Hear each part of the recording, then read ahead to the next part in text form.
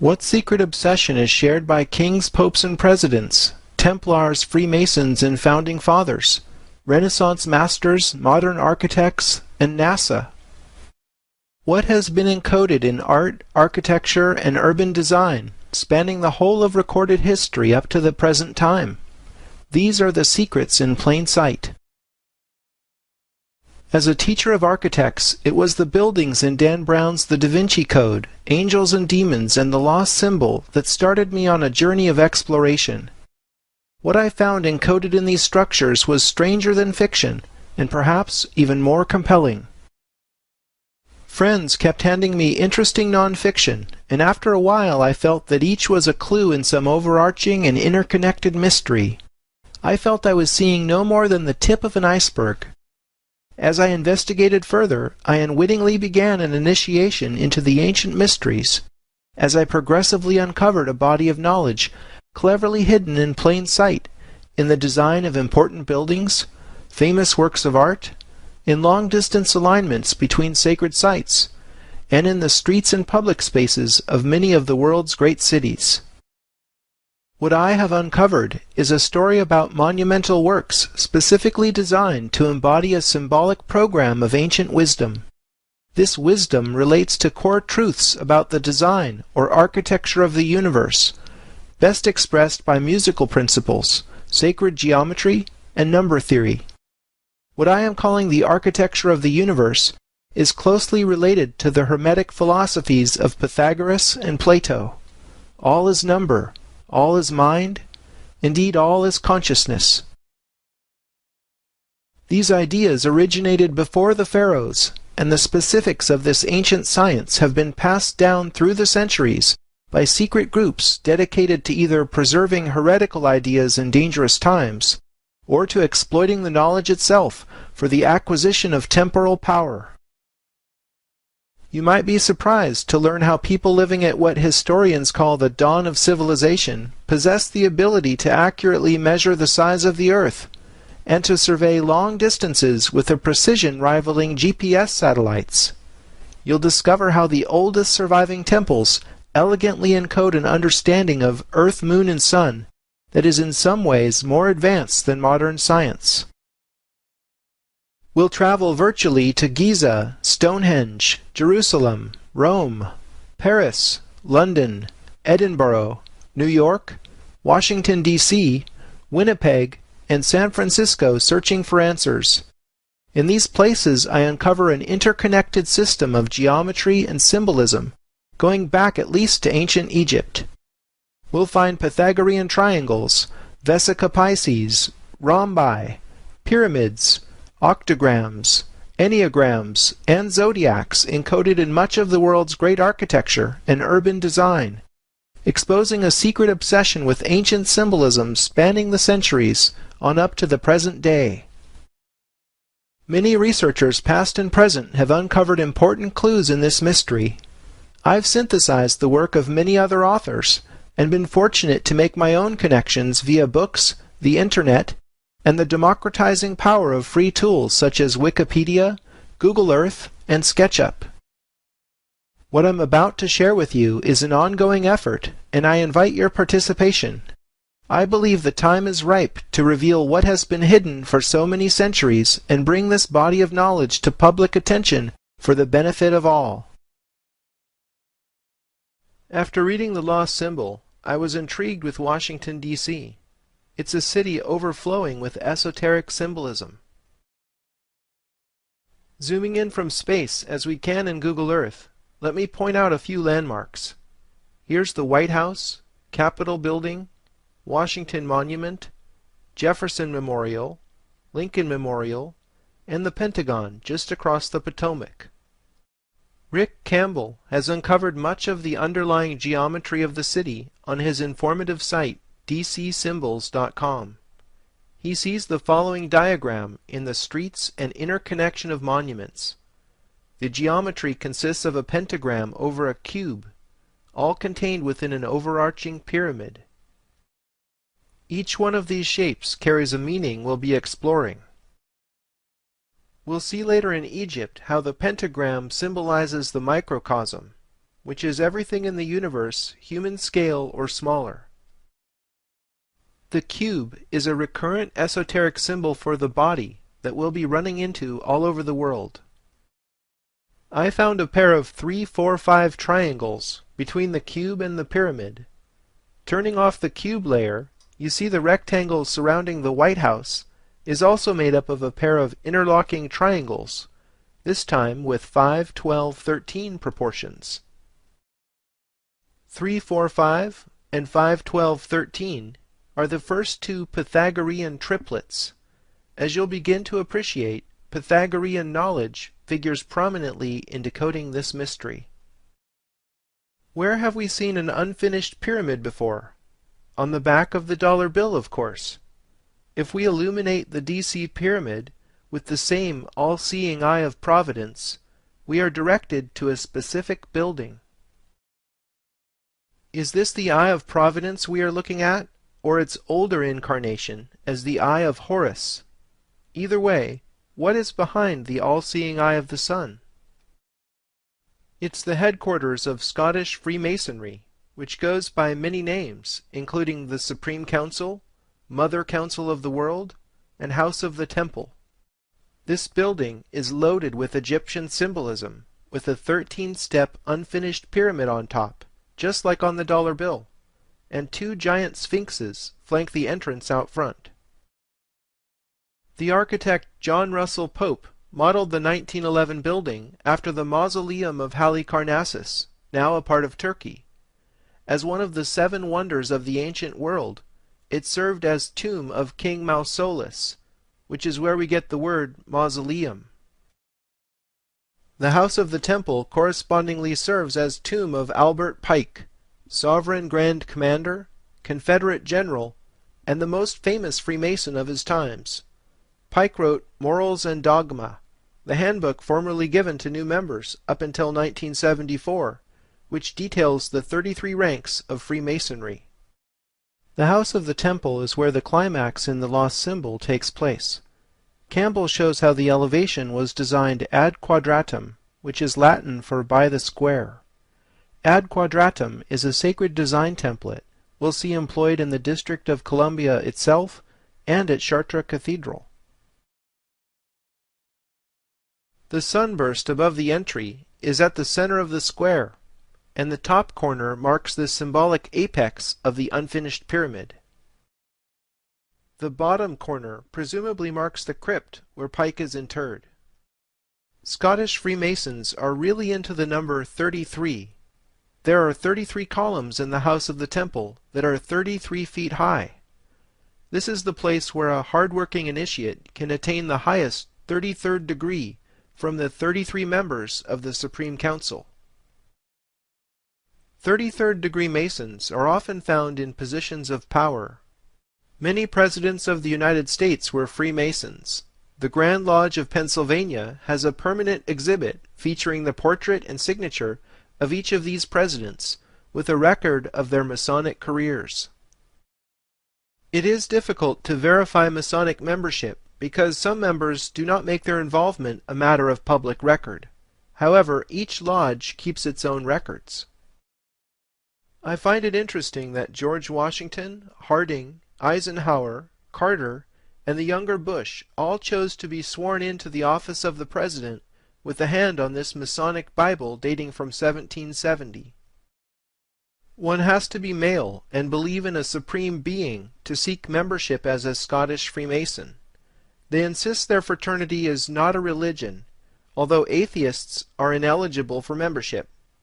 Freemasonry is not a secret society, but members are strongly admonished under pain of death not to reveal core secrets. Much of what happens inside the House of the Temple has been pieced together by outside researchers in recent years, and this has been brought forward in Dan Brown's book, The Lost Symbol. Members can rise to the 32nd degree through hard work and study, but only those selected by the Supreme Council may attain the highest 33rd degree. Richard Hoagland and Mike Barra have dredged up the most interesting connections between the Scottish Freemasons and NASA.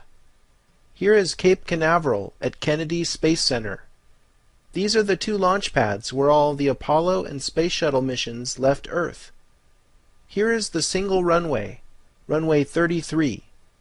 Of all the vectors they could have chosen for the strip, why did NASA choose 33 degrees west of north? If that seems like circumstantial evidence to you, how about this? Here is astronaut Buzz Aldrin, 33rd degree Mason, on the moon holding the flag of the Supreme Council, which he later brought back to Earth and gave to the Supreme Commander of the House of the Temple. These examples show that the Freemasons and NASA are obsessed with this number. I'm wondering what's so special about 33. Where else does this number appear? Jesus is said to have performed 33 miracles and to have died at age 33. Perhaps this is no coincidence. The Bible says King David, father of the famous Solomon who built the first temple in Jerusalem, reigned for 33 years. In the Kabbalah, or Jewish mysticism, there are 10 Sephiro in the Tree of Life, plus another hidden one called Doth. Adding the 22 paths between Sephiro brings the total up to the magic 33. My theory involves the Schumann resonance. This is the frequency at which the Earth vibrates. Scientists have measured this standing wave at 7.83 Hz, with a wavelength equal to the circumference of the Earth. This inaudible low hum is due to lightning discharges in our conductive ionosphere, causing the planet to actually ring like a bell. If you do the simple calculation, which I've done here in a spreadsheet, you'll see that middle C is 33 harmonics, or 32 overtones above the Schumann resonance. Sound implausible? Think of it this way. Our bodies resonate 33 octaves above the Earth's fundamental vibration. This fits with the ancient Hermetic motto, as above, so below. I find it incredible that the UN emblem divides the Earth into 33 sectors. This has to be more than coincidental. The human spinal column appropriately has 33 vertebrae if you count the fused bones in the lower spine individually. 33 might very well be built into the architecture of the universe. For further confirmation, let's take a look at the Great Seal of the United States of America as shown on the back of a $1 bill. Let's start with the obverse side of the Great Seal. That's the side with the eagle. Most important to our current line of inquiry, let's count the number of feathers on the wings. The left wing has 33 feathers, and the right wing has 32. Could these refer to the 33 harmonics or 32 overtones just discussed in relation to the Schumann resonance? I think Rick Campbell has correctly decoded the controlling geometry. 3 circles with their centers on each other's circumferences form a kind of double Vesica Pisces, if you will. A Vesica Pisces is formed whenever 2 equally sized circles come together, such that their centers are on each other's circumferences. A Star of David emerges from the 3 circles' intersection points. Examining the reverse of the Great Seal, we find the same controlling geometry. Look at the letters picked out of the mottos Annuit Coptis and Novus Ordo Seclorum. Never mind right now what these mottos signify. The letters at the points of the Star of David are A, S, N, O, and M. Rearranging, we get Mason. So to summarize, we've seen how the House of the Temple presides over a street pyramid in Washington, D.C. There is a clear Masonic connection to the office of the President, NASA, and the United Nations. The Scottish Freemasons are obsessed with the number 33, which is echoed in the Judeo-Christian tradition, having a resonance both with the human body and the earth. It's no secret that Masons trace their history back through the Knights Templar. I was amazed to discover there is an urban village straight across the Potomac from the White House called Rosslyn.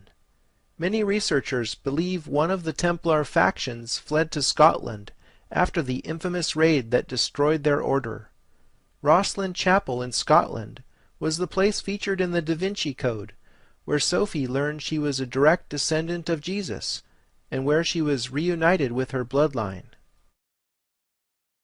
Friday the 13th, October 1307, was the date most of the Templars got arrested, had their considerable assets seized, were interrogated and tortured to death by agents of the French king, acting in cooperation with the Pope. Knowing the connections between the Templars, Rosslyn Chapel in Scotland, and the Scottish Freemasons made me take a closer look at Rosslyn, Virginia. Rosslyn has two important features, a dense urban village and the Marine Corps War Memorial. So I drew a line from the center of the Marine Corps Memorial in Rosslyn, Virginia, to the center of Rosslyn Chapel in Scotland. You've got to love Google Earth. The Great Circle Path passes precisely over the apex of the Eye of Providence and the entire DC Street Pyramid, arguably confirming my line of reasoning. Before we leave Scotland entirely, let's take a detour to Edinburgh. The Royal Mile is Edinburgh's oldest and busiest tourist street. If we measure a line from the facade of Holyrood Abbey, built in 1128 by King David I of Scotland, to the circular tower in Edinburgh Castle, built by the same king, we find that it measures almost precisely 8/7 of a mile. The Royal Mile referred to in Edinburgh is therefore the Egyptian Royal Mile by definition. This is a memorable and important unit because, as Richard Heath shows in his book Sacred Number and the Origins of Civilization, there are exactly 3,456 Egyptian royal miles in the polar radius of the Earth. King David built these structures right at the beginning of the Knights Templars' existence, shortly after the Knights returned from Jerusalem and the Gothic building explosion began. Could King David I of Scotland have been connected to the knowledge the Templars unearthed from the House of David in Jerusalem? Let's return to Washington, D.C. and see how the Royal Mile is encoded there in plain sight. Zooming into the area in front of the Capitol building, many researchers have identified Masonic compasses built into the street plan. The compasses that run along Pennsylvania and Maryland avenues point to the White House and the Jefferson Memorial. The spread of the compasses is 1 royal mile. I might chalk this up to coincidence if it wasn't for the diagram Richard Heath has published in Sacred Number. Heath's diagram is drawn as a grid of equilateral triangles, so every edge measures 1 royal mile. The Jefferson Memorial, White House, and House of the Temple are centrally located on these nodes. The point of the Pentagon facing the White House is at this node. This is simply too much coincidence to have not been the product of intentional design. I find the ancient Flower of Life diagram fits perfectly into this grid. The Flower of Life has been found all over the world. Wikipedia lists the Flower of Life in 15 countries so far. Here's the Flower of Life at the Osirion Temple in Abydos, Egypt, which is a minimum of 3,300 years old. It's a little-known fact that Leonardo da Vinci even studied the Flower of Life. This is the second depiction of a cube we've seen in DC. Metrology, the science of measurement, is one of the keys to deciphering secret architecture. Each side of the larger cube spans 2 triangles, forming an edge length equal to 2 royal miles. The polar radius of the Earth is 1728 times 2 royal miles. This equals the 3456 royal miles referenced by the Edinburgh Royal Mile. The number 1728 links DC with the mythical New Jerusalem described in the Bible. And the city lieth 4 square, and the length is as large as the breadth. And he measured the city with the reed, 12,000 furlongs. The length and the breadth and the height of it are equal. The dimensions of New Jerusalem describe a cube whose volume is 1728 billion furlongs. Did you ever wonder why the U.S. and Israel have such a strong bond? D.C. is the New Jerusalem. Here's the 1992 Israeli Supreme Court building in Jerusalem. Does this pyramid on top containing a window look familiar? It appears to be the Eye of Providence, the same symbol found in the streets of D.C. and on the dollar bill. Many researchers have seen the Tree of Life from Jewish mysticism encoded in D.C.'s traffic circles and monuments.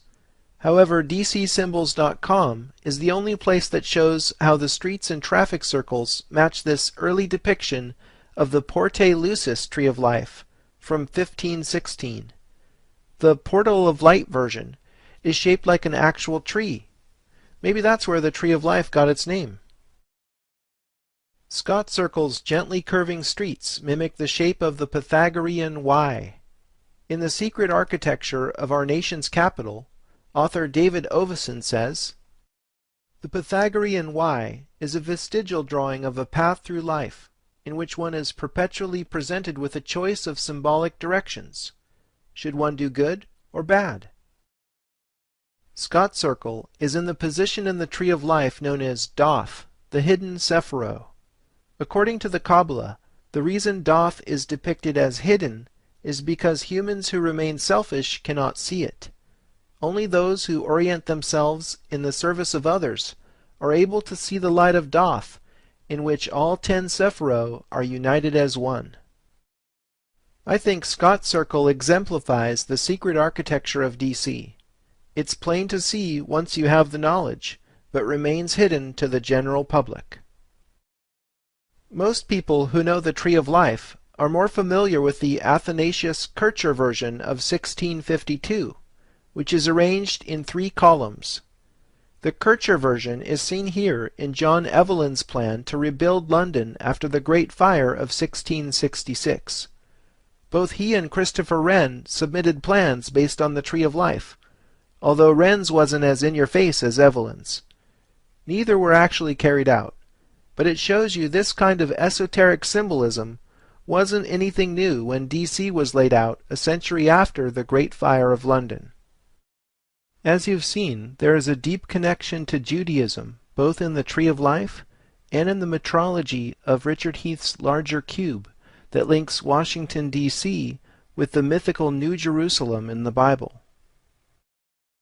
To understand why both the Flower of Life and Tree of Life are in D.C., you need a 1-minute visual education in sacred geometry. The Flower of Life grows on the Tree of Life. Flower of Life geometry is based on the 2D reality that 6 circles fit perfectly around a central 7th, shown here with quarters. Flowers eventually bear fruit, and with a growth of circles we have the traditional Fruit of Life diagram, containing 13 circles. Connecting the dots reveals Metatron's cube, an important diagram in the study of sacred geometry. It was named after the biblical figure Enoch, who was transformed into the archangel Metatron. Metatron's cube contains the 5 Platonic solids, both in smaller and larger scales, like a fractal.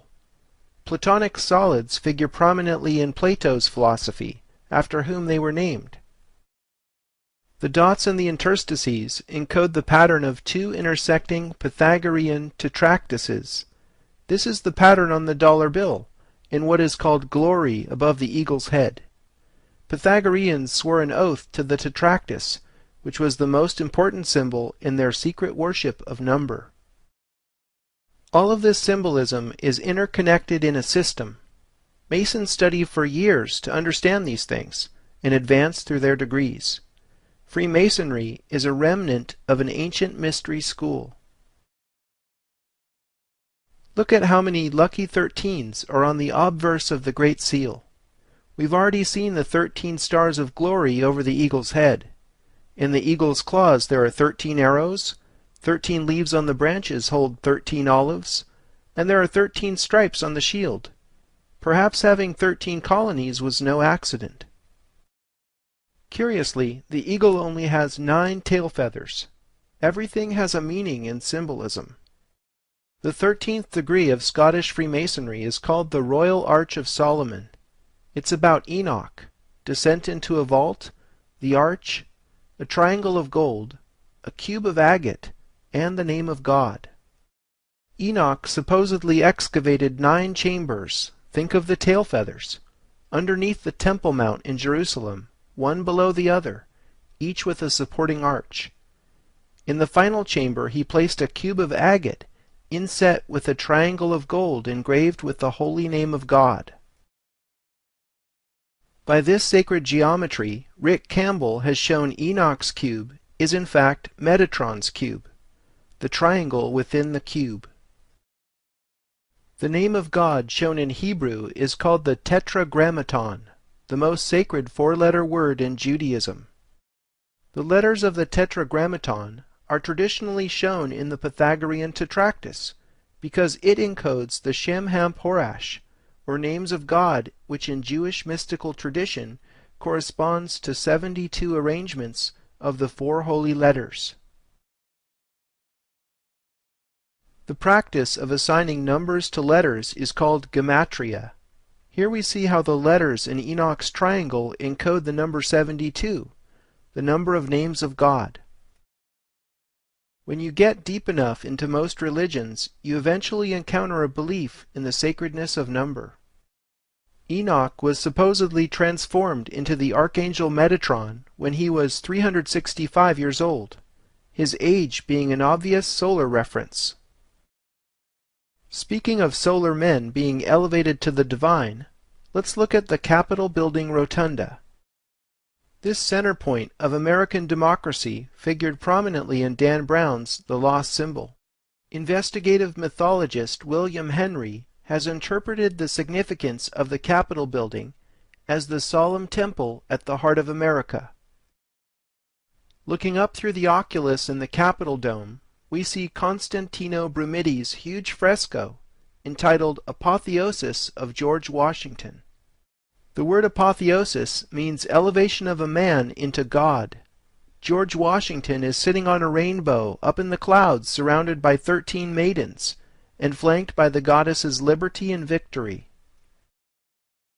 Henry has dug up what was probably Brumidi's inspiration for depicting Washington riding on a rainbow in front of a stargate. Here is Jesus doing the same. Both are man become God. The fresco at the heart of America clearly elevates Washington into some kind of solar deity. 6 allegorical groupings in a hexagonal arrangement tell stories centered on the ancient gods Mercury, Vulcan, Ceres, Minerva, Neptune, and Columbia. What does all this pagan symbolism have to do with the official history of the United States? Nothing. There are 72 stars surrounding the fresco, recalling the names of God in Jewish mystical tradition. An astronomical take on this number of stars is the fact that it takes 72 years for the Earth to precess 1 degree. We'll be learning more about the precessional cycle in Rome. Looking deeper, there are several crypto-references to the Egyptian goddess Isis, particularly in the allegory of agriculture. Flora with exposed breast, and young America in liberty cap stand in front of Ceres, goddess of agriculture. A sheaf of wheat is often used to depict the goddess of nature, shown here as Virgo. An exposed breast and the liberty cap are well-known attributes of Isis, used extensively during the French Revolution. Here the symbols are shown together in Delacroix's Liberty Guiding the People. The goddesses personified on both sides of the Atlantic as nature, reason, liberty, freedom, and Columbia are all esoteric references to the Egyptian goddess Isis. Here's a silver dollar showing liberty with a liberty cap on a pole. This particular coin happens to be worth well over 6 figures today. The seal of the U.S. Senate shows the now familiar red cap as well. To top it off, the goddess Freedom on the outside of the Capitol dome, and recently in the middle of the Capitol Visitor Center, are yet more depictions of you-know-who. The architects of the Capitol are clearly obsessed with the secret worship of Isis. Following the goddess Liberty upward, we see how the entire District of Columbia was originally surveyed by George Washington in 1791. The mile markers are placed ad quadratum, just like the elevation of the House of the Temple built more than a century later. This later organic interruption in the lower portion of the square became Alexandria, Virginia. In the ancient world, Isis had an important temple on the island of Pharos, just outside Alexandria, Egypt. Pharos was the location of the lighthouse of Alexandria, wonder of the ancient world. The light that shone from it was the Stella Maris, star of the sea, one of the many epithets for Isis. The highest point in Alexandria, Virginia, has a replica of the ancient lighthouse, in the form of the George Washington Masonic National Memorial. George Washington and many of the founding fathers were, of course, well-known Freemasons. Pay special attention to the three cubes forming the body of the lighthouse. We'll see this symbolism again in London, and finally decode it in Paris. How is it that we keep finding secret connections to Isis and ancient Egypt in a country that has no ostensible reason to make this symbolic linkage? Believe it or not, Pennsylvania Avenue is astronomically oriented to the heliacal rising of Sirius. The ancient Egyptians based their calendar on this phenomenon, which is the day when Isis's star, Sirius, is visible on the horizon just before sunrise. From the White House in early August, Sirius is visible a few minutes before sunrise, directly behind the Capitol building. From the perspective of the Capitol building, sunset on this same day passes straight down Pennsylvania Avenue and sets over the apex of the pyramid atop the National Post Office. If you overlay a pair of pentagrams over the Capitol building, a couple of interesting things occur. These edges follow Pennsylvania and Maryland Avenues, and RFK Stadium from 1961 is framed perfectly in the crook of the opposing pentagram. I noticed 4 radiating streets above and below the Capitol building. Then it clicked with the pentagrams, and I see what is actually depicted here is the Templar cross.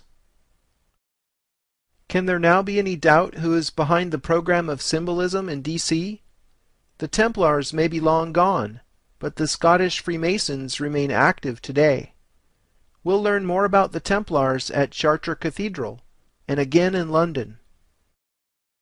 David Oveson's groundbreaking book, The Secret Architecture of Our Nation's Capital, reveals that D.C. has more zodiacs than any city in the world, concentrated in what is called the Federal Triangle. The Federal Triangle contains many important governmental structures, including the National Archives, the National Post Office, the Departments of Justice and Commerce, and so on. Most importantly, Oveson shows how these Federal Triangle zodiacs draw attention to one constellation in particular, Virgo. Virgo the Virgin is an esoteric representation of Isis. Oveson's research into Masonic symbolism led him to map the stars Arcturus, Regulus, and Spica to a terrestrial triangle connecting the White House, Capitol building, and the point where many think the Washington Monument was supposed to be. You see, the Washington Monument is shifted slightly to the east with respect to the White House Jefferson Memorial north-south axis.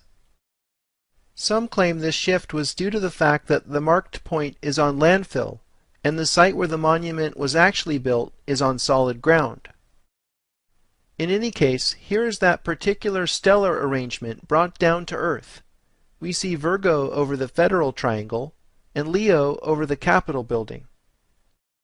18th century Masonic French astronomer Jérôme Lalande wrote, "The Virgin is consecrated to Isis, just as Leo is consecrated to her husband Osiris."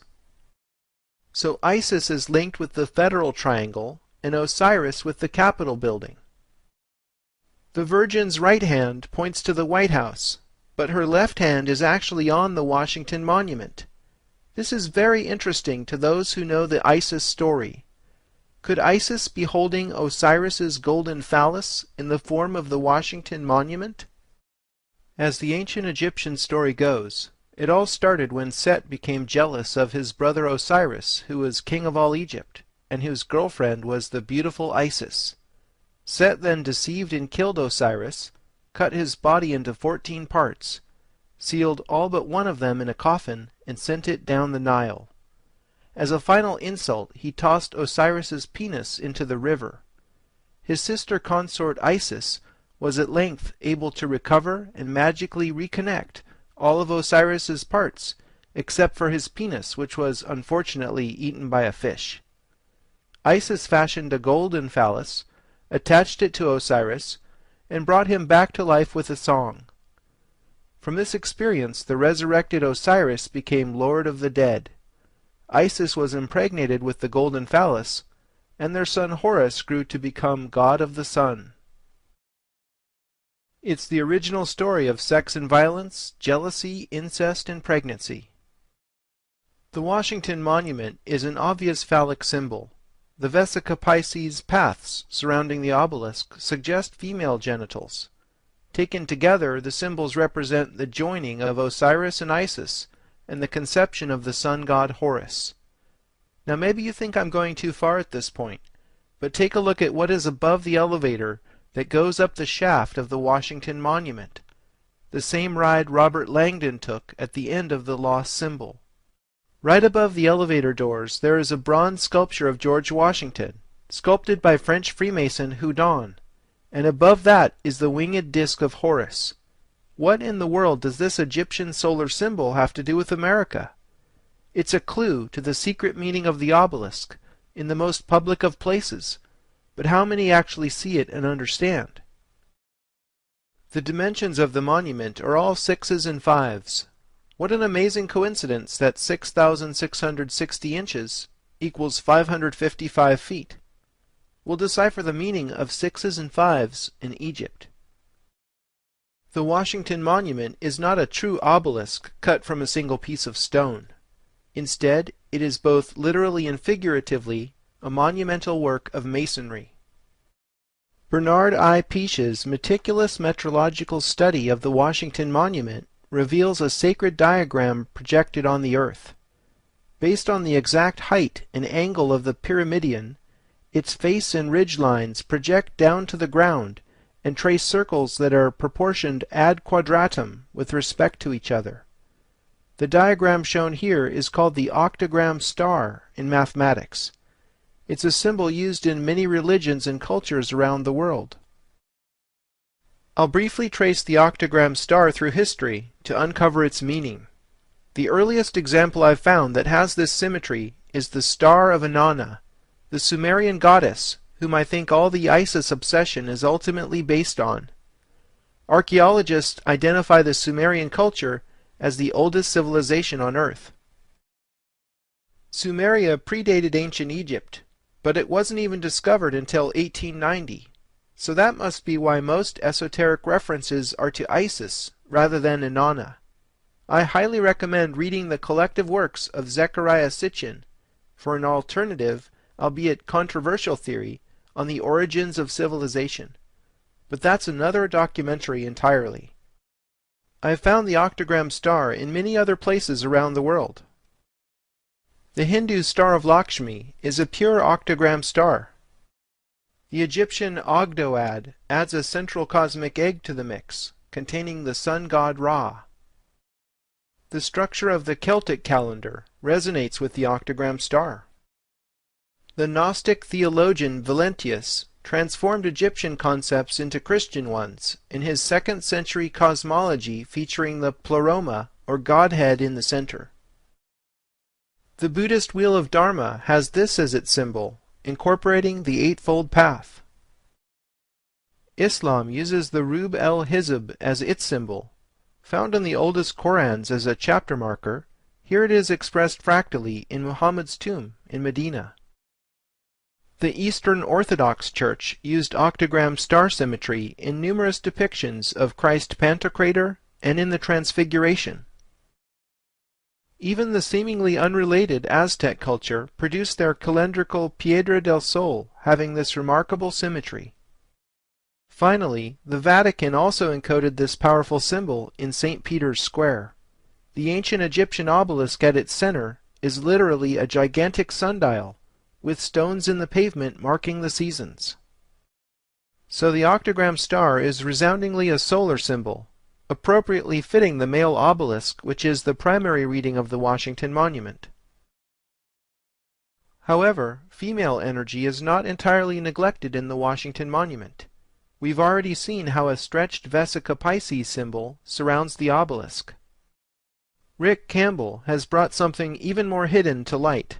If you draw Vesica Pisces to scale, with the circle's diameters equal to the height of the Washington Monument's 555 feet, the Great Pyramid of Egypt fits perfectly inside the vulva. This is no accident. The architect who designed the Washington Monument must have wanted to secretly link it with the Great Pyramid. The Great Pyramid and the Washington Monument both have phi in their proportions, which is one of the most interesting numbers in mathematics. The last thing I noticed in Washington, D.C. propelled me on a virtual journey around the world. Remember the pair of interlocking triangles surrounding the White House? It struck me that the horseshoe-shaped lawn in the White House backyard looked a lot like the bluestone ring at Stonehenge. That got me thinking how these two triangles together form a 5 by 12 rectangle that has the same proportions as the station rectangle at Stonehenge. Following this hunch, I drew a line from the tip of the federal triangle to the center of Stonehenge. Later on, I happened to zoom into New York City when this layer was on, and saw that the alignment perfectly bisects Central Park. That's probably not an accident, so here we go. The angle that this large-scale alignment takes through Central Park matches the interlocking Pythagorean triangle's hypotenuses. 4 such triangles match Central Park's proportions of 5 to 24 precisely. I then wondered, what is this unusual aqueduct doing just under the surface of Jacqueline Kennedy Onassis Reservoir? It seems to mirror the triangle's hypotenuse angle. That's certainly odd, but in my research I've learned to follow so-called coincidences wherever they lead. The aqueduct leads us to the Metropolitan Museum of Art. Getting closer still, we see this variation of the Templar flag in the atrium of the Robert Lehman collection. Incidentally, Albrecht Dürer's esoteric masterpiece, Melancholia I, is in this collection, and we'll study it in Egypt. In case you're thinking I'm imagining connections where none exist, right outside this room is one of the oldest artifacts in North America, a 3,500-year-old Egyptian obelisk from Heliopolis. Note the octagon surrounding yet another solar symbol. There are only a handful of ancient Egyptian obelisks left in the world, even counting those still in Egypt. So when I see one, I sit up and take notice. This obelisk is the twin of Cleopatra's Needle in London. Egyptian temples typically had paired obelisks at their entrances, so the obelisks now in New York and London used to together frame the entrance to a temple in Heliopolis. It was quite a difficult and expensive project in the 19th century, and even today, to transport a 224-ton slab of granite halfway across the planet. Connecting nations with ancient Egypt was apparently a very powerful motivator to the Freemasons who bothered moving these obelisks. Overlaying the floor plan, we see what the aqueduct is pointing to, literally an ancient Egyptian temple within the Sackler wing of the Met. The Temple of Dendur had to be removed from its original site in order to save it from being submerged by the construction of the Aswan High Dam.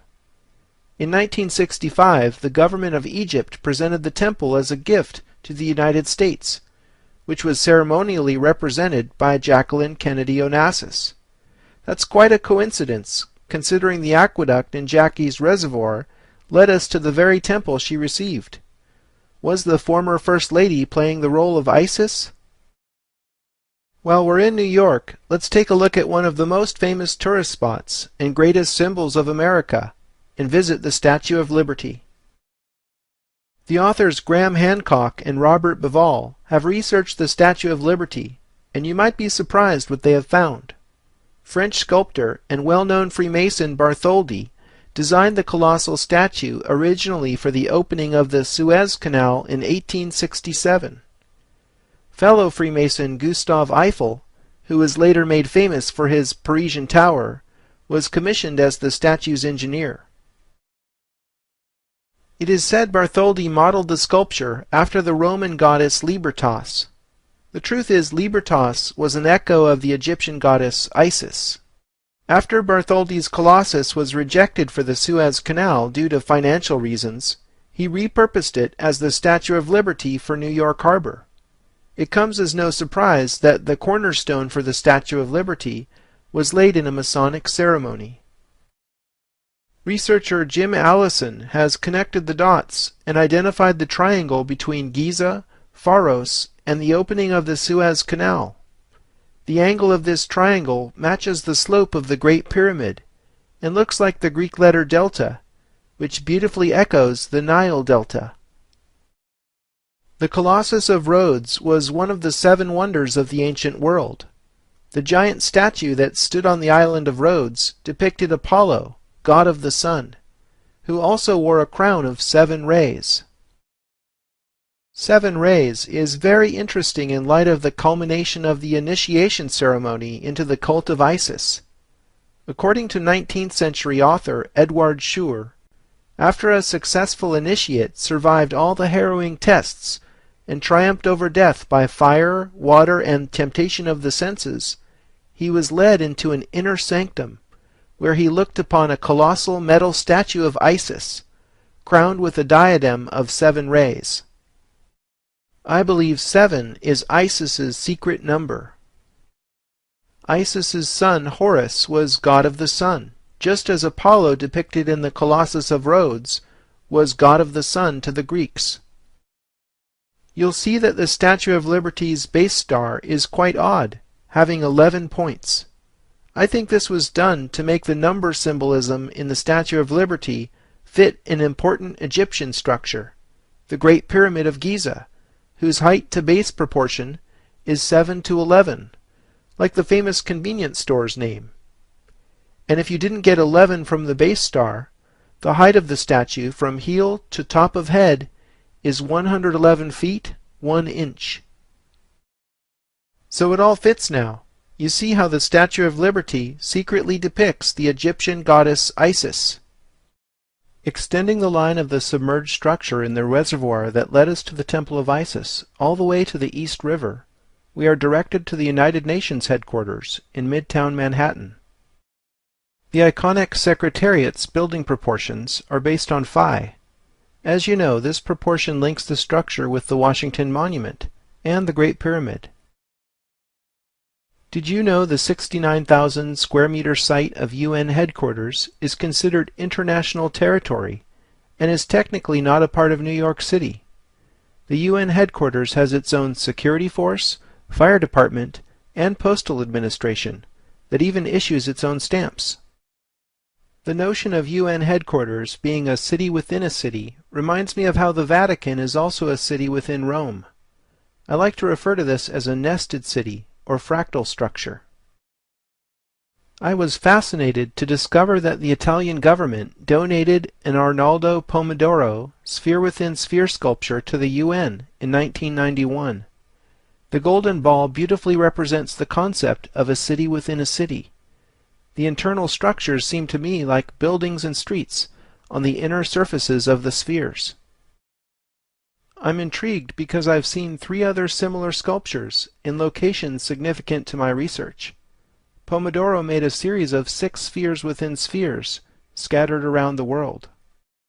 Significant sphere-within-sphere locations are the Hirshhorn Museum and Sculpture Garden in D.C., very close to the Capitol building, the De Young Museum in San Francisco, and in the Vatican's courtyard of the Belvedere. We'll be visiting the latter 2 locations in due course. The Security Council Chamber is the emergency room of the UN, where decisions involving economic sanctions and military action are sometimes made. Notice the horseshoe-shaped desk surrounding 13 chairs located at a rectangular table in the center. The red chairs flanking the central group are arranged in rows of 13. All these lucky 13s are reminiscent of the many 13s on the Great Seal of the United States. The mural in the Security Council chamber is by Norwegian artist Per Krogh, and it contains some highly interesting symbolism. The left arched panel shows a woman opening a window, letting in rays of golden sunlight. The right arched panel shows a man letting a white horse run before the full moon. Sun and moon are symbolized in Masonic lodges by the columns Boaz on the left and Jachin on the right. Boaz and Jachin originally stood in Solomon's Temple in Jerusalem. Boaz symbolizes the sun and Jachin the moon. We'll see the symbolism again in the towers of sun and moon at Chartres Cathedral. The Vesica Piscis shape in the center of the mural contains the story of original sin. Young Adam and Eve stand in the background. Lucifer, hanging from serpentine vines in the tree of knowledge, hands Eve the infamous apple. Years pass, and Adam and Eve are shown with arms interlocked, closer to the center of the Vesica Piscis. In time, their firstborn Cain is shown in the foreground at his parents' feet. This unmistakable imagery is strange to say the least in a chamber representing all the nations of the world. The mural symbolizing the security of all nations should probably embrace all cultures and religions, but it clearly has a distinctly Judeo-Christian subtext. You have to look closely to perceive it, but there is a faint circle representing the sun surrounding the Vesica Piscis. Tiny flames can be seen emanating from this circle, which carry through 4 of the mural's panels. Here the sun, or sun, emerges from the center of the Vesica Piscis, or womb. The bird below the Vesica Piscis is a phoenix, standing over the ashes of its parent. The phoenix is a symbol of transformation and of the cyclical nature of time. Herodotus recorded the fact that this mysterious bird has ancient Egyptian provenance. There is a sacred bird called the phoenix. I have never seen it myself except in pictures, for it is extremely rare, only appearing, according to the people of Heliopolis, once in 500 years, when it is seen after the death of its parent. The beast of war is shown slain in an underground crypt, run through with a sword. The abandoned artillery, machine gun, and soldier laying down his rifle show this is the end of the Second World War. The UN was chartered at the end of this conflict in 1945, and therefore the war imagery is entirely appropriate. Souls, or shades in between life and death, literally in monochrome, are being helped up from below on both sides of the mural. Shades on the solar left side are tinted gold, and shades on the lunar right side are appropriately tinted silver. The original motto of the French Revolution, Liberté, Égalité, Fraternité, or La Mort, liberty, equality, brotherhood, or death, surprisingly maps to much of the remaining symbolism. Souls being lifted with ropes up into the light are gaining their liberty. The scene in the upper left shows a group of people weighing grain, presumably to distribute it with equality. The party in the 2 panels surrounding the Vesica Piscis illustrates brotherhood, with all types of people and children happily united holding cyan ribbons and UN flags. Those souls who died in the war are lining up and entering the starry door of death behind the phoenix. La Mort was later dropped from the revolutionary motto because it reminded people too much of the Reign of Terror. The tricolor flag of the French Republic symbolizes the 3-term motto, Liberté, Égalité, Fraternité. The scene in the upper right shows scientists investigating the macrocosm and microcosm with telescope and microscope. The 2 upper panels hold a political message, with the depiction of people painting, planting, designing, playing music, singing, writing, and dancing. I think the implication is humanity may enjoy these higher pleasures after war has been transformed like a phoenix into peace through the agency of the United Nations. The symbolism in the mural contains Judeo-Christian, Masonic, French Revolutionary, and ancient Egyptian imagery that became apparent only under careful analysis. The mural is more than a small decorative element. It dominates the Security Council chamber. Therefore, I think the choice of symbolism embedded in the mural tells us something about the character of the United Nations itself. I find the hidden connections to Masons and Egypt most provocative. Contemplating the United Nations got me thinking about national symbols. Consider the UN flag as a symbol of nations coming together in peace. As I already mentioned, the map is divided into 33 sectors. It seems appropriate that the Earth is flanked by 2 olive branches symbolizing peace. Each of these branches contains 13 leaves. The UN flag is cyan in color and was created after the UN was chartered in 1945. In 1947, the UN decided to partition Palestine into a Jewish state, an Arab state, and a UN-administered Jerusalem. This decision led to a series of wars, and ultimately Israel's independence in 1948. The coat of arms of Israel is also cyan in color. It seems appropriate that the menorah is featured, because it's been a symbol of Judaism for almost 3,000 years. The menorah is flanked by 2 13-leafed olive branches symbolizing peace, another parallel with the UN flag. There are many countries whose flags and coats of arms feature olive branches symbolizing peace. However, only the UN emblem and the coats of arms of Israel, the United States, and the U.S. Virgin Islands feature olive branches having exactly 13 leaves. The U.S. Virgin Islands coat of arms is a modified version of the Great Seal of the United States. The flag of the United States of America also features significant numerical symbolism. There are 13 red and white stripes.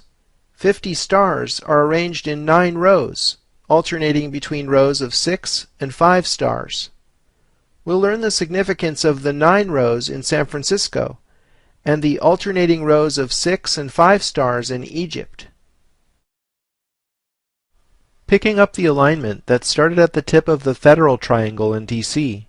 through New York City's Central Park to its endpoint at the center of Stonehenge, we are wondering, why would the Founding Fathers in D.C.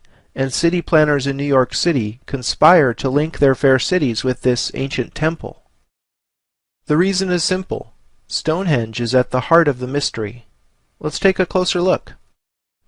The first monument at the site was begun during the Neolithic period, around 3,100 years before the Common Era, and Stonehenge was completed during the Bronze Age, approximately 4,500 years ago. Here's a reconstruction of Stonehenge Phase 3 at its height, showing the sarsen ring with its stone lintels, huge trilithons, and smaller bluestones. The larger Aubrey circle is a ring of 56 holes, accommodating 4 standing station stones. Connecting the station stones, we see what researchers call the station rectangle. The amazing thing is it has precisely the same 5:12 proportion as we've already seen in D.C. and New York City. Now we see where this proportion comes from, as this is surely the oldest known example. The astronomer Gerald Hawkins has shown how the station rectangle encodes specific astronomical phenomena, including cycles of Earth, Moon, and Sun, commemorated by important festivals in the Celtic calendar. Stuckley, one of the founders of the field of archaeology in the 18th century, whose great work was studying Stonehenge, claimed that Freemasonry was a legacy of the Druids, who in turn got their knowledge from the ancient Egyptians. The 7-pointed star inscribed within the Aubrey circle clearly locates the sarsen ring and frames the horseshoe of trilithons and bluestones. After identifying 7 as ISIS's secret number in New York City, I'm wondering if this 7-pointed star isn't the Star of Isis. The Egyptian civilization was at its height at the time of Stonehenge's completion, and although we have no archaeological evidence physically linking the two cultures, it remains an intriguing possibility. Avebury and Silbury Hill are a short distance from Stonehenge. Archaeologists say both of these monuments were built at the same time as Stonehenge, approximately 5,000 years ago. The late John Michell, said to be father of the earth mysteries, and surveyor and researcher Robin Heath, discovered amazing relationships between all three Neolithic monuments in terms of their precise locations upon the earth. The base of Silbury Hill is 864,000 feet from the center of Stonehenge. The sun's diameter is 864,000 miles. The distance from 51 degrees north latitude to the latitude of Stonehenge measures 10.8 Egyptian royal miles. The mean radius of the moon is 1,080 miles. The latitude of Stonehenge is 17.28 miles from the latitude of Avebury. We learned in DC how 1728 symbolizes the cube. Avebury's latitude is precisely 360 divided by 7 degrees north. Dividing a circle into 7 parts yields the Star of Isis. The placement of Stonehenge, Avebury, and Silbury Hill encode the numbers of the sun, moon, cube, and heptagram star. Please measure these things yourself in Google Earth or with other methods. This hard metrological evidence should completely revise our understanding of prehistory. Early in the 20th century, archaeologists discovered a quarry in the Pressley Hills where the bluestones used in Stonehenge were mined, approximately 130 miles from Stonehenge. Putting aside the practical issue of how the builders transported these large stones to the building site, let's focus instead on an even greater mystery. Heath had surveyed the distance from Stonehenge to an island due west in the Bristol Channel called Lundy. When Heath told Michell that the distance from the center of Stonehenge to a small hill called the Tump at the center of Lundy Island was precisely the memorable number 123.4 statute miles, Mitchell recognized the number from his research, and then all the pieces quickly fit together. A statute mile is equal to 5,280 English feet, and is still used to measure distances on roads in the United States. Michell and Heath drew a triangle connecting Stonehenge, Lundy, and the Pressley Mine. Two such matching, interlocking triangles form a rectangle that has the same proportions as Stonehenge's station rectangle, and amazingly is exactly 2,500 times larger. This is the Greater Temple. What is more, the distances in the Lundy rectangle fit ancient Egyptian measure. Robin Heath's brother Richard pointed out in Sacred Number that 123.4 statute miles is precisely equal to 108 royal miles, the same unit that we've seen in Edinburgh and DC. This is no arbitrary distance, as 108 royal miles is 1/32 of the polar radius of the Earth.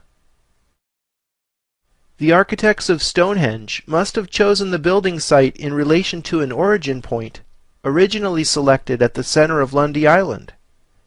It's absolutely sublime the way Stonehenge resonates with the whole region and with the planet. As above, so below. 108 is a number sacred to many of the world's religions. For example, there are 108 prayer beads in the Holy Rosary. The Rosary is a key devotional path in the Catholic veneration of Mary.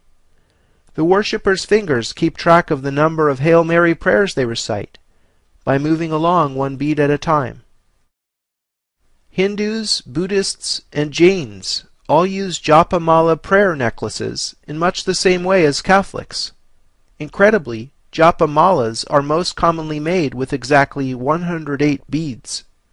These too are fingered as the devotee chants or repeats mantras. Whether the worshipper is conscious of it or not, the moon is ultimately behind what they are actually venerating in 108 recitations. As I already mentioned, the mean radius of the moon is 1,080 miles. The connection between goddesses and the moon is as old as humanity. Coincidentally, the element silver, which has always been associated with the moon, has an atomic weight of 108 grams per mole. In The Lost Science of Measuring the Earth, Michel and Heath show how the English foot was derived from the Earth's equatorial circumference. The distance around the equator equals 360,000 times 365.242 with incredible accuracy of 99.994% the current standard. This means the distance around the equator measured in English feet is the number of days in a year times the number of degrees in a circle times 1,000. Historians have lost track of when exactly the foot was invented in the mists of time, but you'll usually hear some tired anecdote about some old king's big foot. We can now confidently say that whoever defined the English foot knew the equatorial circumference of the Earth with an accuracy in the thousandths of 1%.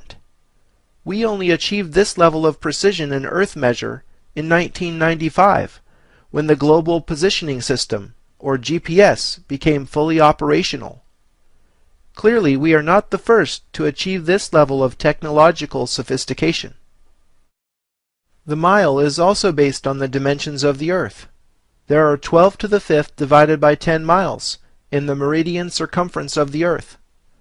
528 is the resonant key that both defines the statute mile, because 5,280 feet are equal to 1 mile, and the central frequency of the ancient solfeggio, an ancient musical scale used in religious chanting. Metrology, the science of measurement, is one of the keys to decrypting the ancient mysteries. After all, the word geometry literally means earth measure, and virtually all ancient measurement systems were based upon the dimensions of the Earth. As John Neal laid out in his groundbreaking book, All Done with Mirrors, which was subsequently expanded upon and popularized in books by John Michel and the Heath brothers, the English foot turns out to be the root of the ancient system, wherein units designed to measure different scales were interrelated by fractional relationships. The way the ancient system used simple fractions is analogous to how the metric system uses powers of 10 to interconnect units used at different scales, such as millimeter, centimeter, kilometer, etc. As if these discoveries weren't enough, John Michel and Robin Heath stumbled upon yet another amazing find. There is an island just north of Lundy called Caldy, where there is a very old priory church built over an ancient Druid menhir. This island is located at the 2 to 3 point, along the Presley-Lundy edge of the figure.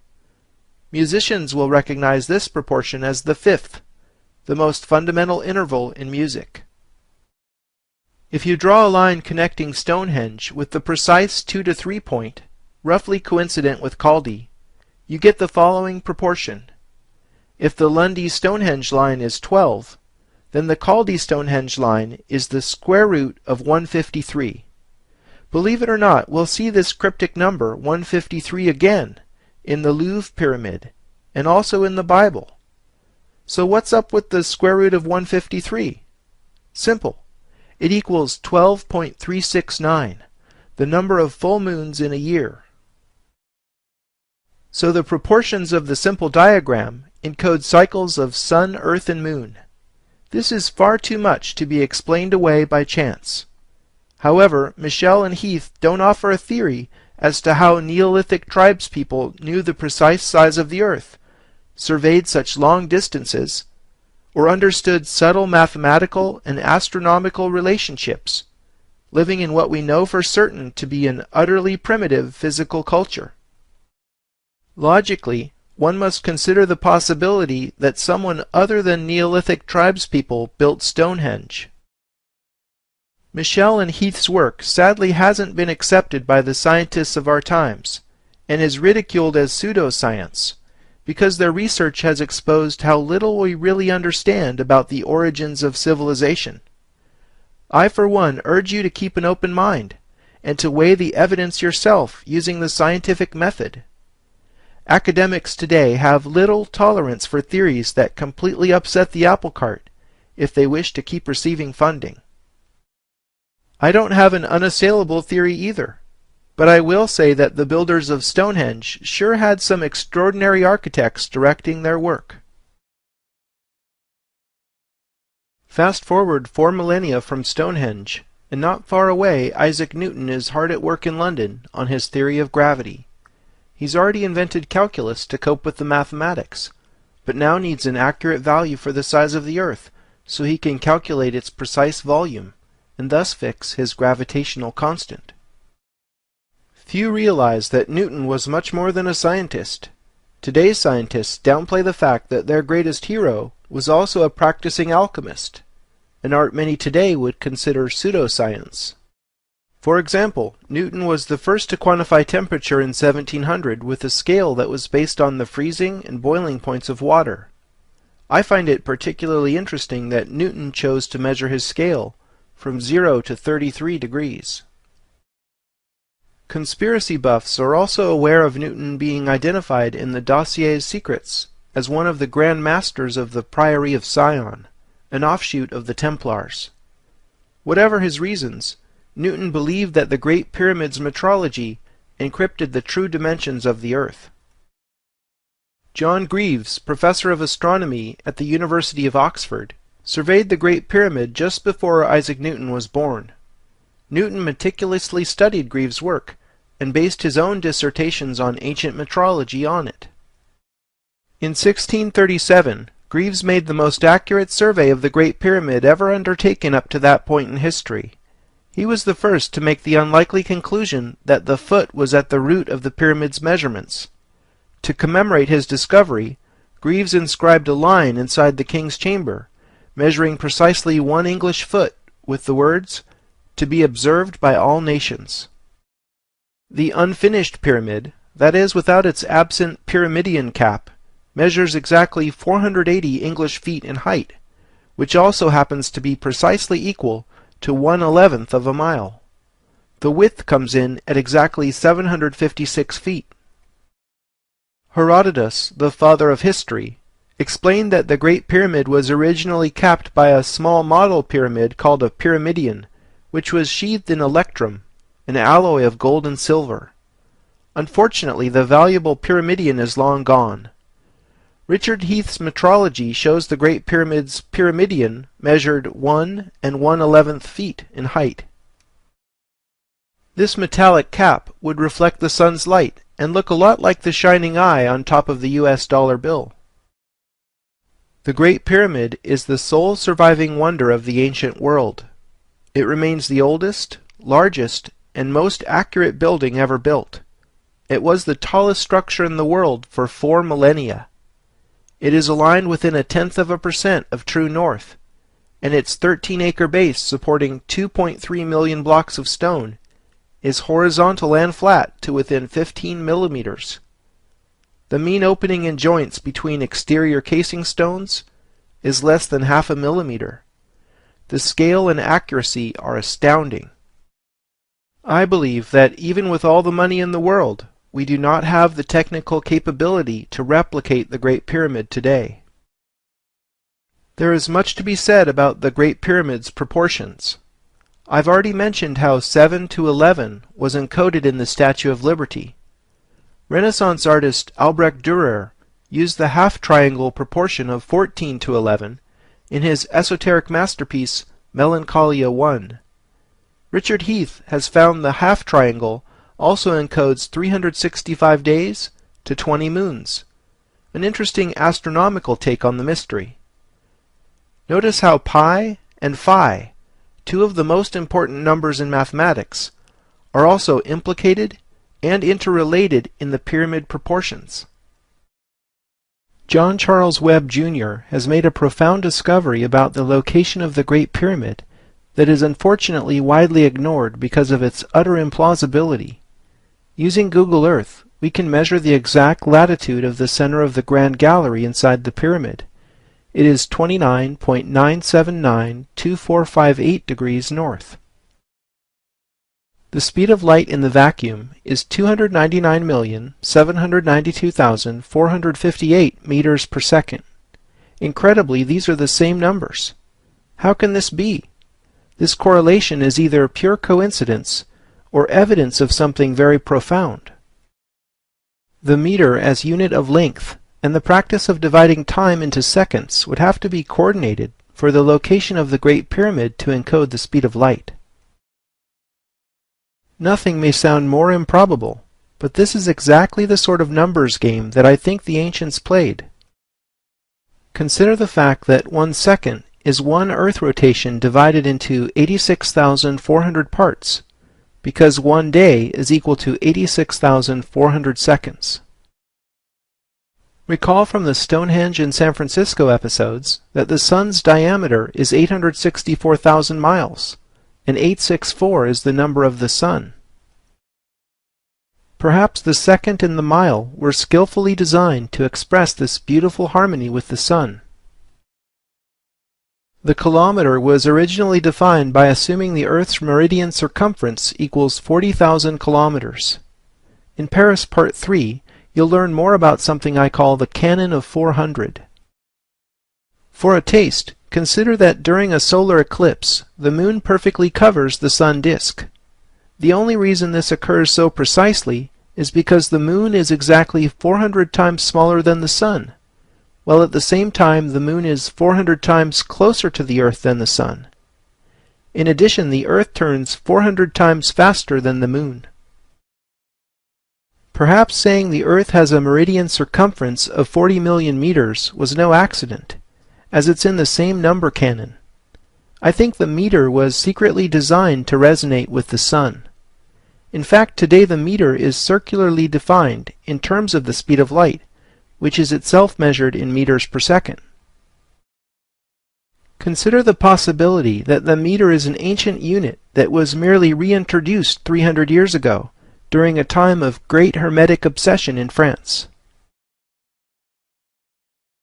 With these facts in mind, it is easier to see how disparate units based on our planet's source of light truly encode the speed of light using the location of the Great Pyramid itself.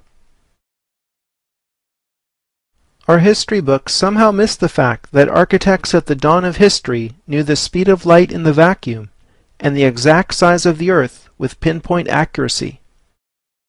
Perhaps the Great Pyramid was made before the Egyptian culture began, by different architects entirely. In 1964, Alex Badawi and Victoria Trimble discovered that shafts in the King's Chamber within the Great Pyramid pointed directly at a belt star in the Orion constellation, and the pole star at the time the pyramid was built. In 1993, Rudolf Gantenbrink got permission from the Egyptian authorities to send a robot up shafts in the Great Pyramid. He was able to accurately measure the exact shaft angles, and this data allowed Robert Bauval and Adrian Gilbert to run astronomical calculations showing precisely where the shafts in the King's and Queen's chambers are pointing to in the sky.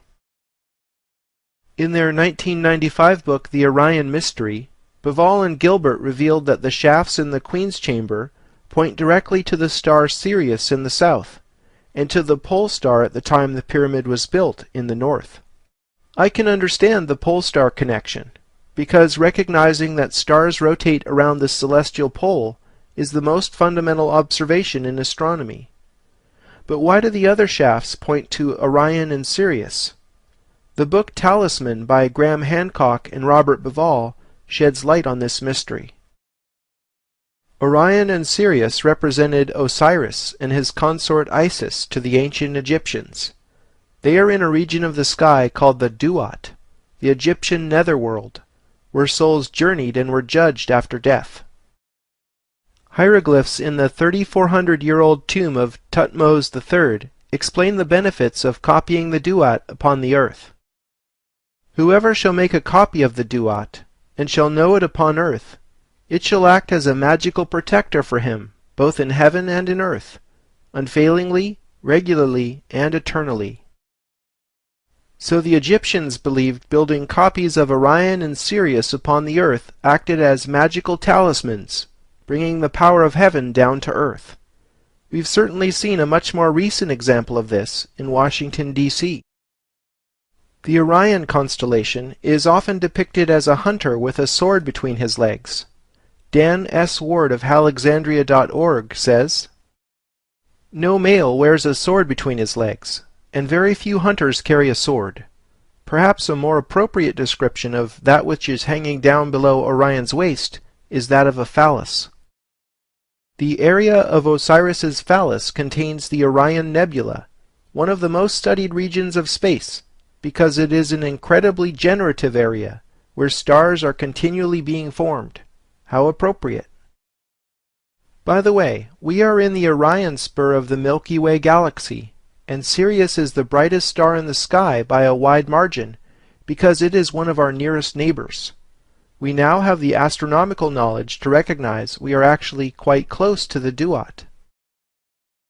Bauval and Gilbert showed that the three pyramids of Giza actually have the same position and relative sizes as the belt stars of Orion.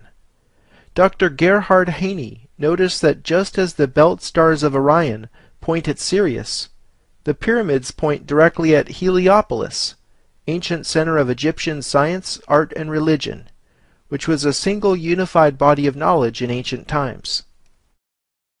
Pythagoras, Plato, and many other ancient philosophers journeyed to Heliopolis, were initiated there in the Egyptian mysteries, and spread them in the West.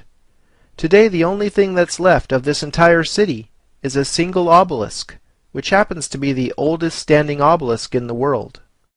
Incidentally, this single obelisk is all that's left of the ancient Temple of the Phoenix, which was described by Herodotus. I can't help but recall phoenix imagery in the Security Council chamber of the United Nations. It's amazing how many connections there are between the symbolism of the elite and ancient Egypt. You've already heard about one Heliopolitan obelisk next to the Met in New York City, and its pair on the Victoria Embankment in London. Rome has the remainder of the Heliopolitan obelisks left in the world. Heliopolis was the cult center for the 9 great Egyptian gods, collectively called the Ennead. We'll learn more about the Ennead in San Francisco. In the first decade of the 20th century, G.I. Gurdjieff went on a mystical journey where he met with a number of remarkable men. At Mount Athos in Greece, he was supposedly entrusted with the key to decoding ancient Egyptian knowledge preserved by the Sufi Sarmong Brotherhood. The key he received is the Enneagram, and the means to decipher it. The Enneagram is the fundamental hieroglyph of a universal language.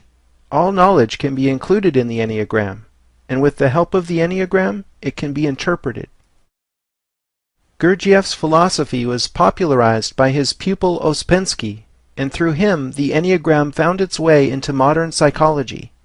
The Enneagram of personality is a typology described by Riso and Hudson that's used in business, psychotherapy, arts, education, and for spiritual development. The Baha'i Faith correspondingly uses a 9-pointed star as its symbol. Baha'i scripture specifies that every house of worship must feature a 9-sided great room. There is even a Christian connection. In the 9th book of the New Testament, St. Paul wrote, "The fruit of the Holy Spirit is love, joy, peace, patience, kindness, goodness, faithfulness, gentleness, and self-control. Against such things there is no law." Here is the traditional depiction of the fruits of the Holy Spirit, shown with first letters in Latin. It's another 9-pointed star. With these things in mind, let's explore the sacred geometry of San Francisco. Believe it or not, San Francisco is steeped in Egyptian symbolism. The original Michael H. DeYoung Museum, that was built in 1894, had an Egyptian theme, complete with an under-pyramid entrance that anticipated the recent addition to the Louvre. The museum was unfortunately destroyed in the 1906 earthquake, and the DeYoung Museum is presently in its 3rd incarnation. However, the 2 sphinxes that flank the original museum's entrance are still there. The Transamerica Pyramid is a landmark worldwide and is the most famous building in the city. But the Transamerica Pyramid neither houses the headquarters of the Transamerica Corporation, nor is it really a pyramid. Does it remind you of an obelisk? It's clearly not a true obelisk because it's not carved out of a single piece of granite, and the elevator core protrudes out of the sides of the structure, but we can see beyond this modern necessity to perceive its symbolism.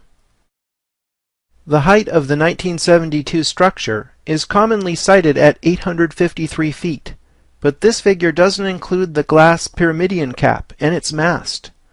Adding the additional 11 feet brings the total up to 864 feet, making this the tallest obelisk in the world, far exceeding the Washington Monument's 555 feet. And 864 is a very interesting number indeed.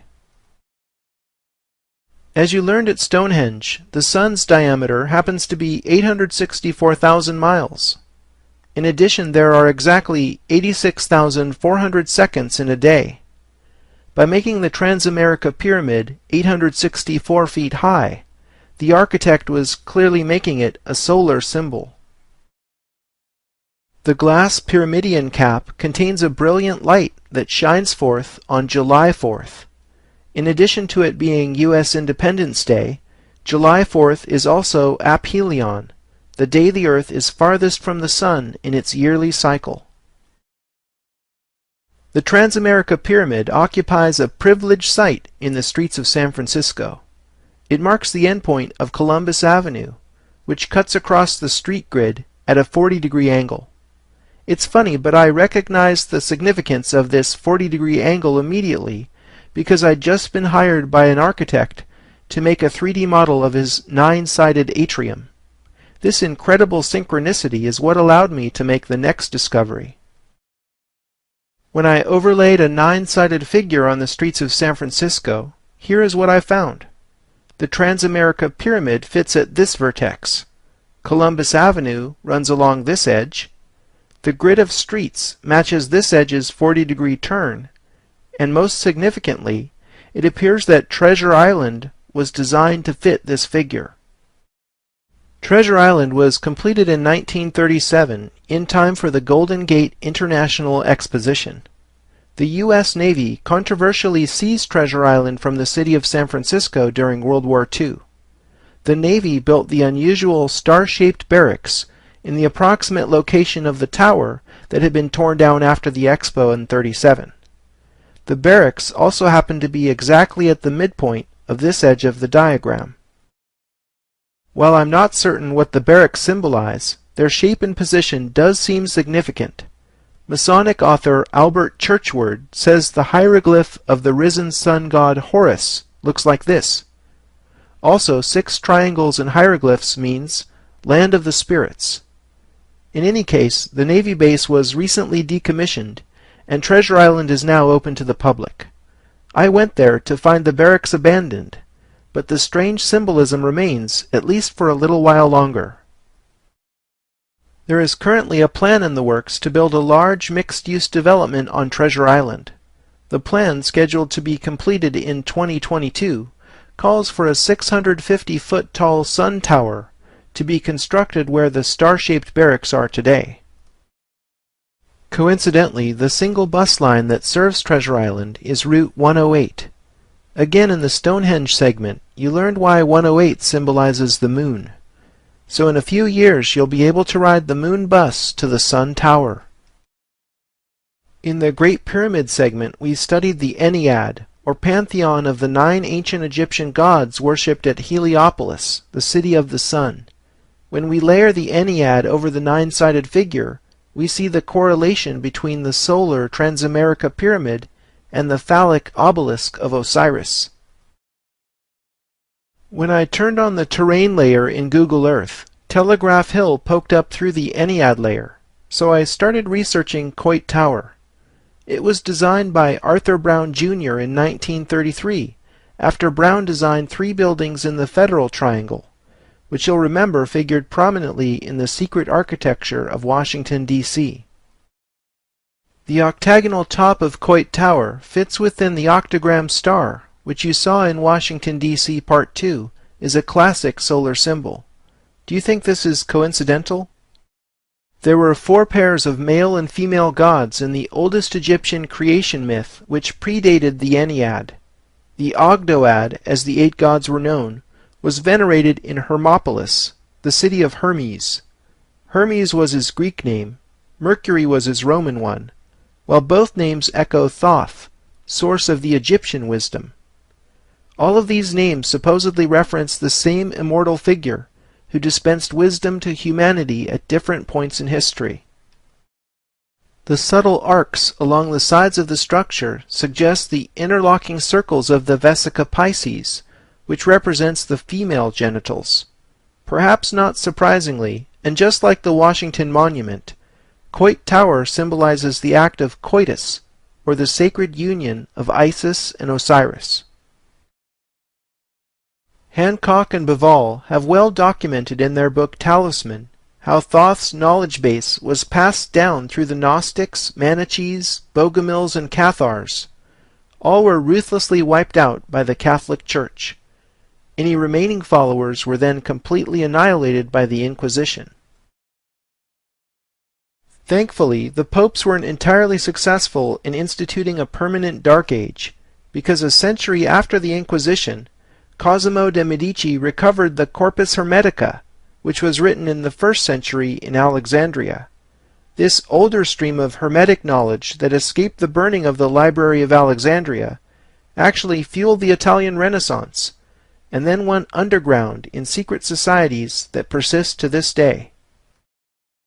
The Golden Gate is neither golden, nor is it literally a gate. Instead, it's the red bridge built the same year as Treasure Island. Known throughout the world as an engineering marvel and symbol of San Francisco, it also represents the fulfillment of manifest destiny, the 19th century belief in the inexorable expansion of the United States from sea to shining sea. Here's a 19th century painting depicting the goddess Columbia leading settlers westward in an allegorical representation of manifest destiny. The Golden Gate is actually a concept from, you guessed it, ancient Egypt. Are you seeing the pattern here? They believed the Golden Gate was the threshold souls must pass after death on their way to the Duat. You might be interested they also spoke of a silver gate, guarded by Isis, the great mother of the sun. Souls passing through the silver gate on their journey from the divine source are incarnated upon the earth. I think Treasure Island represents the silver gate guarded by Isis. Its 7 sides certainly have her number. Perhaps the gift of incarnation itself is the treasure. The soul journeys westward like the American settler and passes over Alcatraz, one of the world's most famous prisons. This fits with the Cathar belief that the body is the prison of the soul. All the while angels, this is Angel Island, fly above in a higher dimension. Angel Island is a state park and has incomparable views of the bay. The adjacent peninsula is the town of Belvedere, one of the highest income places in the United States. There may be a few angel investors in Belvedere who take in the incredible scenery and its symbolism. After doing time upon the earth, the soul passes through the Golden Gate to meet its destiny in the Duat. Now we're way out there. Let's fly back to Giza and get back down to earth.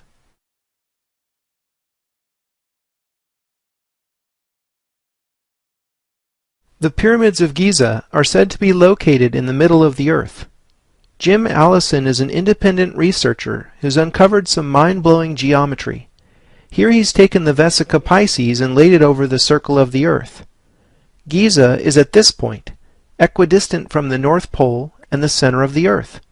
Quite a central location when you see it this way. In one of the oldest surviving Hermetic fragments called the Kore Cosmu, or Virgin of the World, Isis has this to say to her son Horus. But the right holy land of our ancestors lies in the middle of the earth, and the middle of the human body is the sanctuary of the heart, and the heart is the headquarters of the soul, and that, my son, is the reason why men of this land are more wise. It could not be otherwise, seeing they are born and bred upon earth's heart. The heart of Egypt would have to be the Great Pyramid, and it embodies many more secrets. Let's investigate a few more. Here I've superimposed 2 instances of the same 3D model. When we draw a circle from the center of the pyramid in plan, to the tip of the pyramid in elevation, something amazing happens. We square the circle. The circumference of the circle is equal to the perimeter of the square. This is a sacred diagram that encodes much wisdom. Mathematicians have proven this diagram can't be drawn perfectly because of the transcendental nature of pi. Approximations are all that is possible in flat Euclidean space. In the book The Dimensions of Paradise, John Michel has shown how the first Pythagorean triplet is the key to the wisdom encoded in this diagram. Here, 3, 4, 5 triangles set the scale and make it a very easy approximation for anyone to draw with compasses and a ruler. Now brace yourself for the wisdom. The moon and earth actually fit this diagram. The size of the moon compared to the earth is as 3 is to 11, with a 99.97% accuracy. The pyramid therefore encodes the relative sizes of moon and earth. The 3, 4, 5 triangle itself contains a secret that unlocks yet more of the mystery. The area of a 3, 4, 5 triangle is 6. 6 is one of very few perfect numbers in math, and is the only number in the infinite sea of numbers which is both the sum and product of the same 3 numbers. The number 6 is associated with the macrocosm, which is everything in the universe larger than the human scale. There's a simple mathematical realization that gets you from 6 to 720 that I'll skip over here. Pause the video if you love numbers. When you scale the original diagram by 720, here's what you get: the actual dimensions of the moon and earth in miles. The diagram says the Earth's diameter is 7,920 miles, and that's 99.97% accurate. The diagram says the moon's diameter is 2,160 miles, and that's 99.94% accurate. That's one precise approximation. John Michel called these the canonical numbers for a good reason. When we lay this diagram over Stonehenge, we see that it fits. The dimensions of Stonehenge match the canonical numbers, but with a shifted decimal place and in English feet rather than in miles. St. Mary's Chapel in Glastonbury is another structure Michel has found that fits the canonical numbers in English feet. According to the legend, St. Joseph of Arimathea left Jerusalem after the crucifixion and traveled to the Druid Isle of Avalon, where he built the first Christian church. This was later rebuilt as St. Mary's Chapel in the 12th century. Joseph of Arimathea is mentioned in all 4 Gospels as the wealthy man who donated his own prepared tomb that became the Holy Sepulchre. Some say Joseph of Arimathea was Jesus' uncle, because he acted like a family member in this regard. In any case, these are the walls that remain from St. Mary's Chapel, and here are its dimensions in English feet. The dimensions fit the canonical numbers, just like Stonehenge.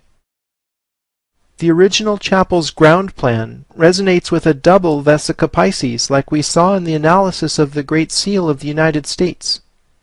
Thinking of the legend, I overlaid a 5 by 12 rectangle with X's inside that we'll see later in Jerusalem, and I discovered that it closely fits the double Vesica Pisces. Perhaps there is truth to the legend of St. Joseph of Arimathea after all. St. Mary's seems to bear the stamp of the Jerusalem rectangle. If shifting the decimal place in the canonical numbers doesn't matter, then there must be something special about the decimal system. Consider Pythagoras' motto, "All is number." The most sacred symbol in the Pythagorean secret worship of number was the tetractys. The diagram consists of points arranged in 4 rows, with 1, 2, 3, and 4 points in each successive row. The tetractys symbolizes the 4 elements, encodes pure musical intervals, is the seed for understanding the harmony of the cosmic spheres, and represents the structure of space itself. The sum of the points in the tetractys is 10. The decimal system we use today, known as base 10, utilizes 9 digits plus 0 as a placeholder, In fact, the word digit comes from the Latin digitus, which means finger. We naturally assume base 10 must have arisen from the practice of counting on fingers. Peter Plichta, who is both a physicist and a chemist, has shown in his book God's Secret Formula that there is much more to the decimal system beyond the physiology of our hands. Believe it or not, the decimal system hinges on the number 81. To understand this, bear with me for a moment and see how all the numbers in the decimal system are hiding under 81. Starting with the decimal point, line up all the numbers sequentially like this. The numbers beyond 9 are shown in parentheses because they are not yet in the decimal place system of single digits. Carrying each parenthesized digit into the decimal system yields a repeating decimal. This infinitely repeating number is equal to the reciprocal of 81. All the numbers really are hiding under 81. This is especially significant because there are exactly 81 stable elements in the universe, no more, no less. The periodic table of the elements lists the elements beyond 83 as subject to radioactive decay, but most are unaware of the fact that unstable elements 43 and 61 don't exist anywhere in the universe unless they are synthesized. Plichta was the first to make this connection, and also points out that all 81 stable elements are categorized into 10 types of isotopes, which is another reference to the decimal system. So Pythagoras was right. All is number, and the numbers are in base 10. Rena Shesso's book, Math for Mystics, points out some relevant spooky facts. Not only does the moon move through space 81 times faster than the Earth, but the moon has 1/81st the mass of Earth. Am I alone in thinking this is just too perfect? She also points out that the magic square of the moon is a 9 by 9 square having 81 numbers. Magic squares go back at least 2,600 years to ancient China. I get the feeling all of this was known in the distant past. While kids count to 10 on their fingers, theoretical physicists talk about 10-dimensional superstrings, and Kabbalists talk about 10 sephiro on the Tree of Life. They are all recounting the decimal structure of the universe from different points of view. Traveling a short distance along the Nile, we come to Dashur, site of the lesser-known red and bent pyramids.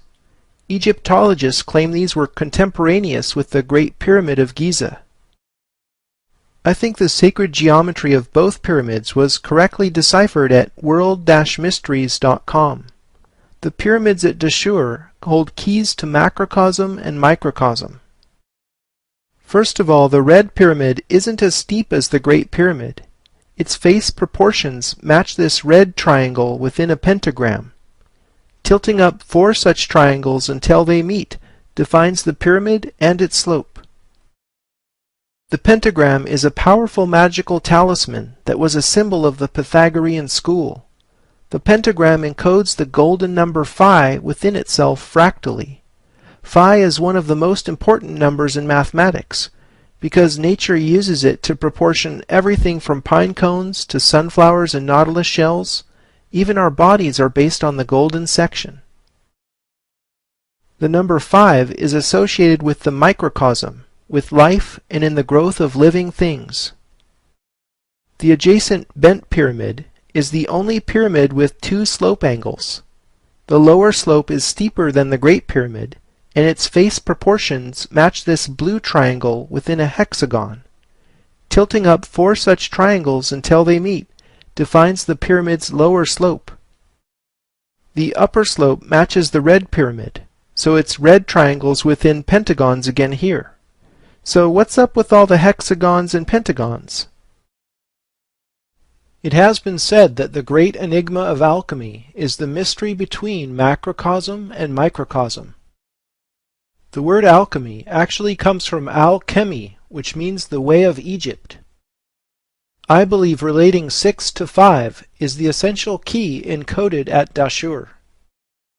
Renaissance master Albrecht Dürer made this drawing in his course in the art of measurement with compasses and a ruler. Everything emerges from the Vesica Pisces.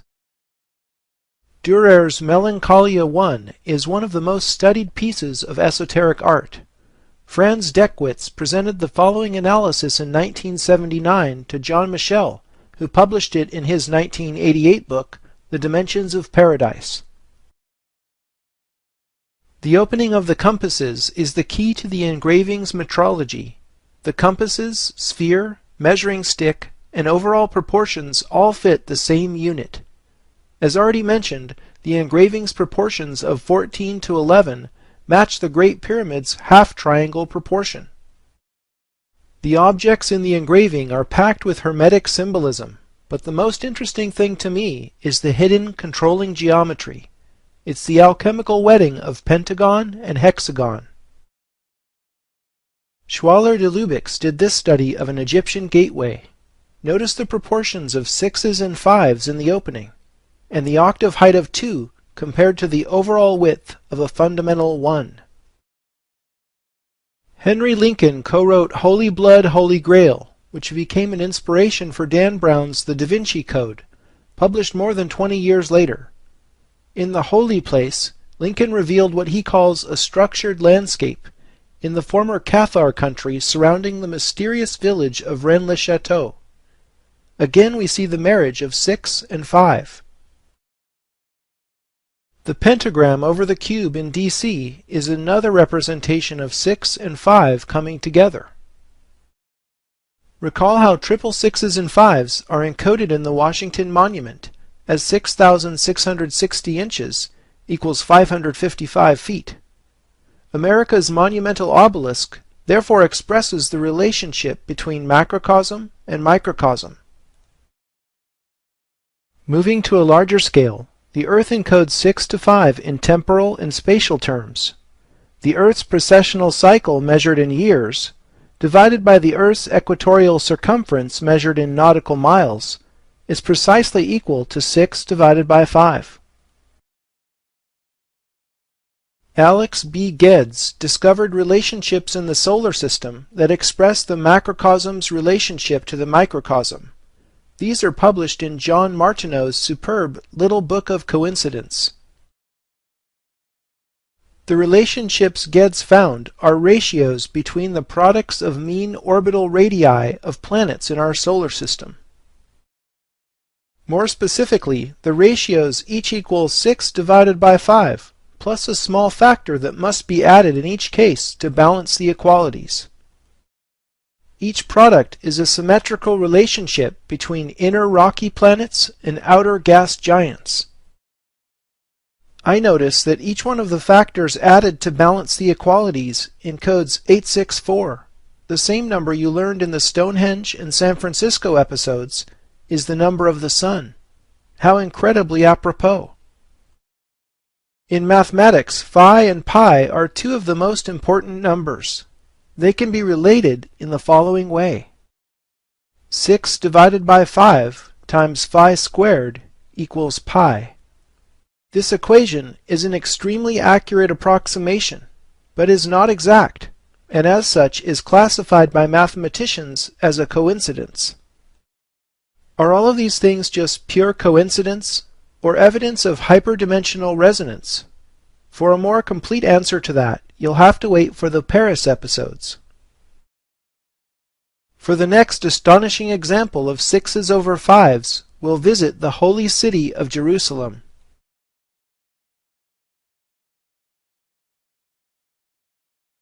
Jerusalem is one of the oldest cities in the world, having been continuously inhabited for close to 6 millennia. The old walled city that occupies an area of less than 1 square kilometer is sacred in Judaism, Christianity, and Islam. The Church of the Holy Sepulchre is the most sacred place in Christianity, where Jesus was both crucified and entombed before rising from the dead. The site where Solomon's and Herod's temples were located is actively debated. The only thing the researchers seem to agree upon is that it was somewhere on the Temple Mount. Locating the temple precisely is a priority for Jews, because the rock of foundation within the temple's Holy of Holies is the most sacred place in Judaism. For centuries it has been assumed that this rock is the same stone whereupon Abraham nearly sacrificed Isaac, and from which Muhammad ascended into heaven, namely the bedrock upon which the Dome of the Rock stands today. You can see in this cutaway how the Sufi shrine was built to worship this bedrock. My favorite theory comes from Dr. Asher Kaufman in 1991. He claims that the Jewish foundation stone is located just north of the Dome of the Rock, in a small section of exposed bedrock currently under the diminutive Dome of the Tablets. The echo of tablets in the dome's name is actually circumstantial evidence suggesting correlation with the tablets of the Ten Commandments. These most famous tablets were stored in the Ark of the Covenant, which of course was located within the Holy of Holies within Solomon's Temple. However, the main reason I subscribe to this theory is that it fits the larger geometry of the city, as proposed by John Michel and Christine Rohn in their book 12 Tribe Nations. Michel and Rohn have drawn a 5 by 12 rectangle over Jerusalem, matching the proportion of rectangles we've studied all over the world. The Jerusalem rectangle is anchored in the ancient Jaffa Gate, an opposite city wall corner point here. Its right edge parallels the Temple Mount. Richard Heath showed in Sacred Number that when we draw equal x's within the rectangle, the crossing points pass directly over the rock of Calvary inside the Church of the Holy Sepulchre, where Jesus was crucified, and over the Jewish rock of foundation under the Dome of the Tablets. In other words, these x's precisely mark the holiest spots in Christianity and Judaism. Measuring the rectangle uncovers something more. The length is equal to 1,728 cubits of 1.728 feet each. That's a double reference to the number we learned in Washington, D.C. symbolizes a cube. In Judaism, the Holy of Holies within Solomon's Temple had very specific proportions, as described in the Torah. It was a cube measuring 20 cubits on each side. The holiest spot in Islam is Mecca. More specifically, it is the Kaaba within Mecca, which all Muslims are supposed to visit at least once in their lives. Kaaba means cube. Indeed, the object of their veneration is a giant black cube. The word Kabbalah, which means knowledge in Jewish mysticism, also references a cube. In Greek mythology, Apollo and Artemis were born on the small island of Delos. As the story goes, the citizens of Delos consulted the oracle at Delphi to learn how to defeat a plague sent by Apollo. The oracle responded that they must double the volume of their cubic altar to Apollo. This rather difficult problem involving the cube root of 2 was known as the Delian problem in mathematics, which was later solved by the Pythagorean philosopher Archytas. Why are so many of the most important places symbolized by cubes? Recall that the cubit that measures Jerusalem is 1.728 English feet exactly. 1.728 is equal to 6 over 5 raised to the third power. I suggest you do the math to verify this is so. Come to think of it, the word cubit clearly comes from the word cube. So Jerusalem is symbolized by the volume of a cube whose edge length relates macrocosm to microcosm. If you dimension the Jerusalem rectangle in this way, with two depictions of 6 and 5, you'll see the x's themselves as representations of the great enigma of alchemy, namely the relationship between 6 and 5. Perhaps not surprisingly, the cubit that measures 1.728 English feet is actually the canonical Egyptian cubit. Author Ahmed Osman puts forward the controversial but never refuted theory that Moses was actually the Egyptian pharaoh Akhenaten. Both were powerful monotheists who were educated in Egypt. It's certainly a theory worth contemplating. Many of the most significant events in Jesus' life are lined up along an axis. First of all, Jesus spent time teaching his disciples on the Mount of Olives. Jesus rode into Jerusalem on Palm Sunday through this oldest of gates in Jerusalem's city walls, called the Golden Gate in Christian tradition. I can't help but think of the bridge in San Francisco. Here's Giotto's depiction of Mary's parents, Joachim and Anne, meeting at the Golden Gate. In Jewish tradition, this same gate is the one through which the Messiah will enter Jerusalem at some unknown point in the future. However, Suleiman the Magnificent sealed off the Golden Gate in 1541, literally to prevent the Messiah's entrance, and the Golden Gate and Temple Mount remain under Islamic control today. As you know, this tension between Muslims and Jews has persisted up to the present day. Jesus upset the money changers' tables in Herod's temple here, if we accept the Kaufman theory as to the location of the Second Temple. The Garden of Gethsemane is the place where Jesus prayed the night before his crucifixion. This is the place where he is said to have sweat drops of blood. As tradition has it, the crucifixion happened at Calvary, and his body was placed in the Holy Sepulchre just a few dozen feet away. Isn't it amazing that most of the important events in Christianity took place along an axis connecting the center of the X's in this diagram? Before we leave Jerusalem, I want to detour to a place you'd probably never expect me to go. Winnipeg, Canada. It's the capital of Manitoba, eh? Architectural historian Frank Albo has discovered the Manitoba Legislative Building is not only a reconstruction of Solomon's Temple, but is loaded with secrets in plain sight. The architect Frank Worthington Simon designed this 1920 building to be veiled in allegory and illustrated with symbols only his Freemasonic brothers would understand. In fact, every premier who worked in this building from 1870 to 1967 was a Freemason. 2 Egyptian sphinxes flank the entrance, just as they do in front of the House of the Temple in Washington, D.C.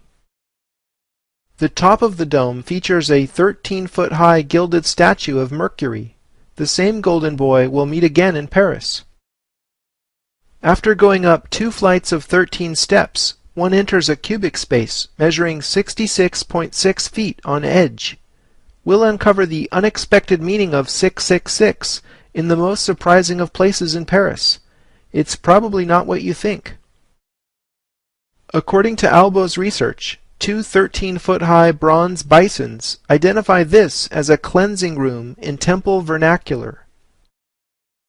Going up another flight of 13 steps, one arrives in the rotunda.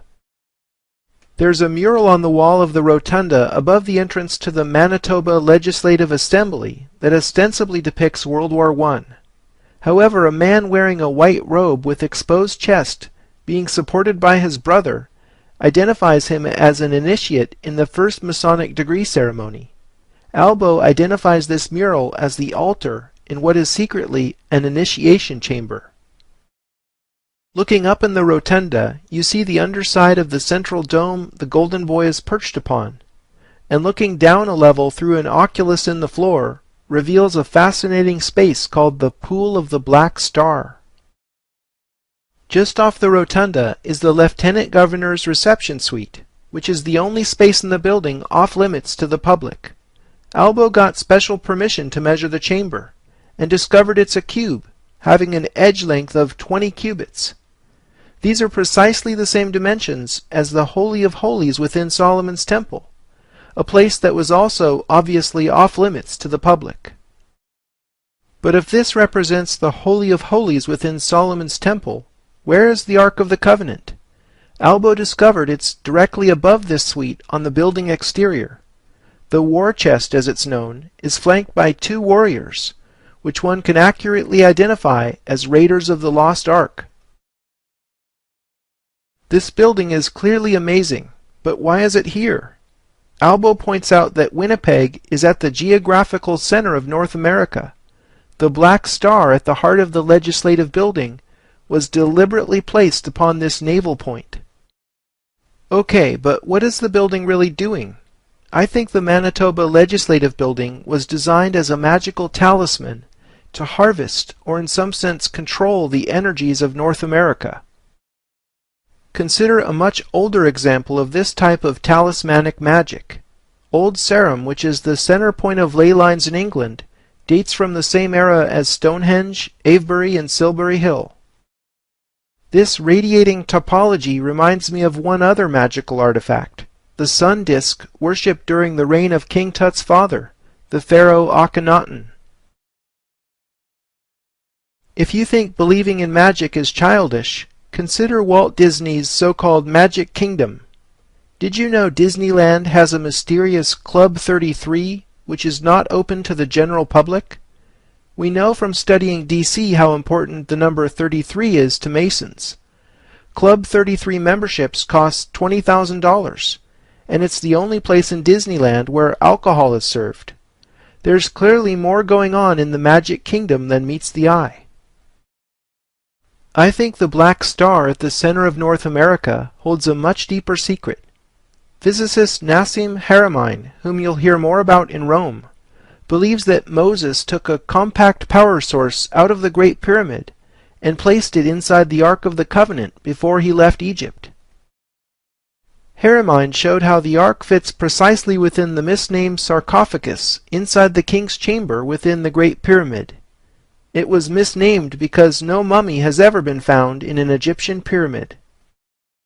By the way, the granite box's exterior volume is exactly double its interior volume, a mathematical relationship echoed thousands of years later in the Delian problem that plagued the Greeks. Considering the evidence, I think the Ark was an Egyptian artifact before it became the most sacred object in Judaism.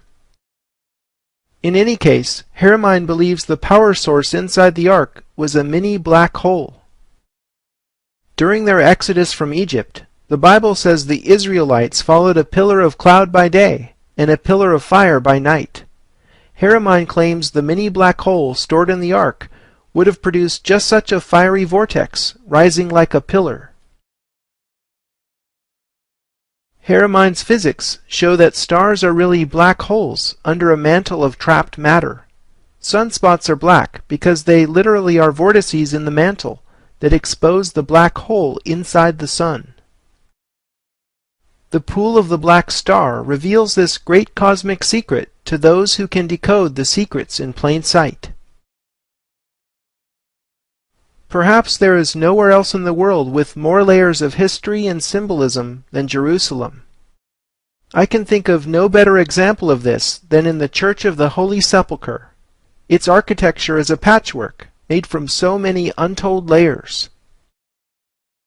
Calvary Chapel is built on the first foot or so of the rock upon which Jesus is said to have been crucified. Excavation that took place in 1973 revealed a chapel some 15 feet under this rock, called the Tomb of Adam, where the first human skull is said to be visible in the rock face. In fact, the term Calvary comes from the Latin Calvariae locus, which is Golgotha in Greek, or place of the skull in English. Prior to the first Christian emperor Constantine the Great repurposing this site as the Church of the Holy Sepulchre, it had been a temple of Venus. Before the Romans worshipped Venus, she was known in the Greek world as Aphrodite. And if we dig deeply enough, we find yet another layer on top of the Egyptian Isis. The notion of Christianity layering Egyptianism is nothing new. Here is Albrecht Dürer's Renaissance depiction of the Man of Sorrows by the column. Note Christ's unmistakable Egyptian crook and flail posture. This is Dürer's secret depiction of Christ as Osiris, the resurrected God. Dürer then shows Christ being flagellated with said symbols in this later etching. Here is Osiris with his characteristic crook and flail in the Egyptian Book of the Dead. Osiris as Lord of the Dead presides over the weighing of souls ceremony. Anubis measures the dead man's heart on the scale against Mot's feather of truth. Her husband Thoth, scribe of the gods, records the result. If the heart is lighter than the feather, Horus will present the man's soul to Osiris in the duat. But if not, it will be devoured by the deadly Ammit, the monster who was part crocodile, lion, and hippopotamus. Mott is currently personified as Lady Justice, holding scales and sword. Lady Justice adorns courthouses around the world. Here she is in the old Supreme Court chamber in the U.S. Capitol. The scales of justice were also used in Christianity in the Last Judgment. Here are 15th century depictions, showing souls being weighed and judged. The beasts of hell certainly recall the terror inspired by Ammit. Spell 125 in the Egyptian Book of the Dead lists what later became the Ten Commandments in Judeo-Christian theology. Everything goes back to Egypt. If you ask someone off the street where the holiest spot in Christianity is, you probably won't hear the Church of the Holy Sepulchre in Jerusalem. Most will think of St. Peter's Basilica in Rome. The word Peter literally means rock, and when Jesus said, "Upon this rock I will build my church," Simon became Peter. Thinking on all the rocks I'd been studying in Jerusalem, it was natural for me to draw a line from the rock of Golgotha to the tomb of St. Peter in Rome. Here we go again.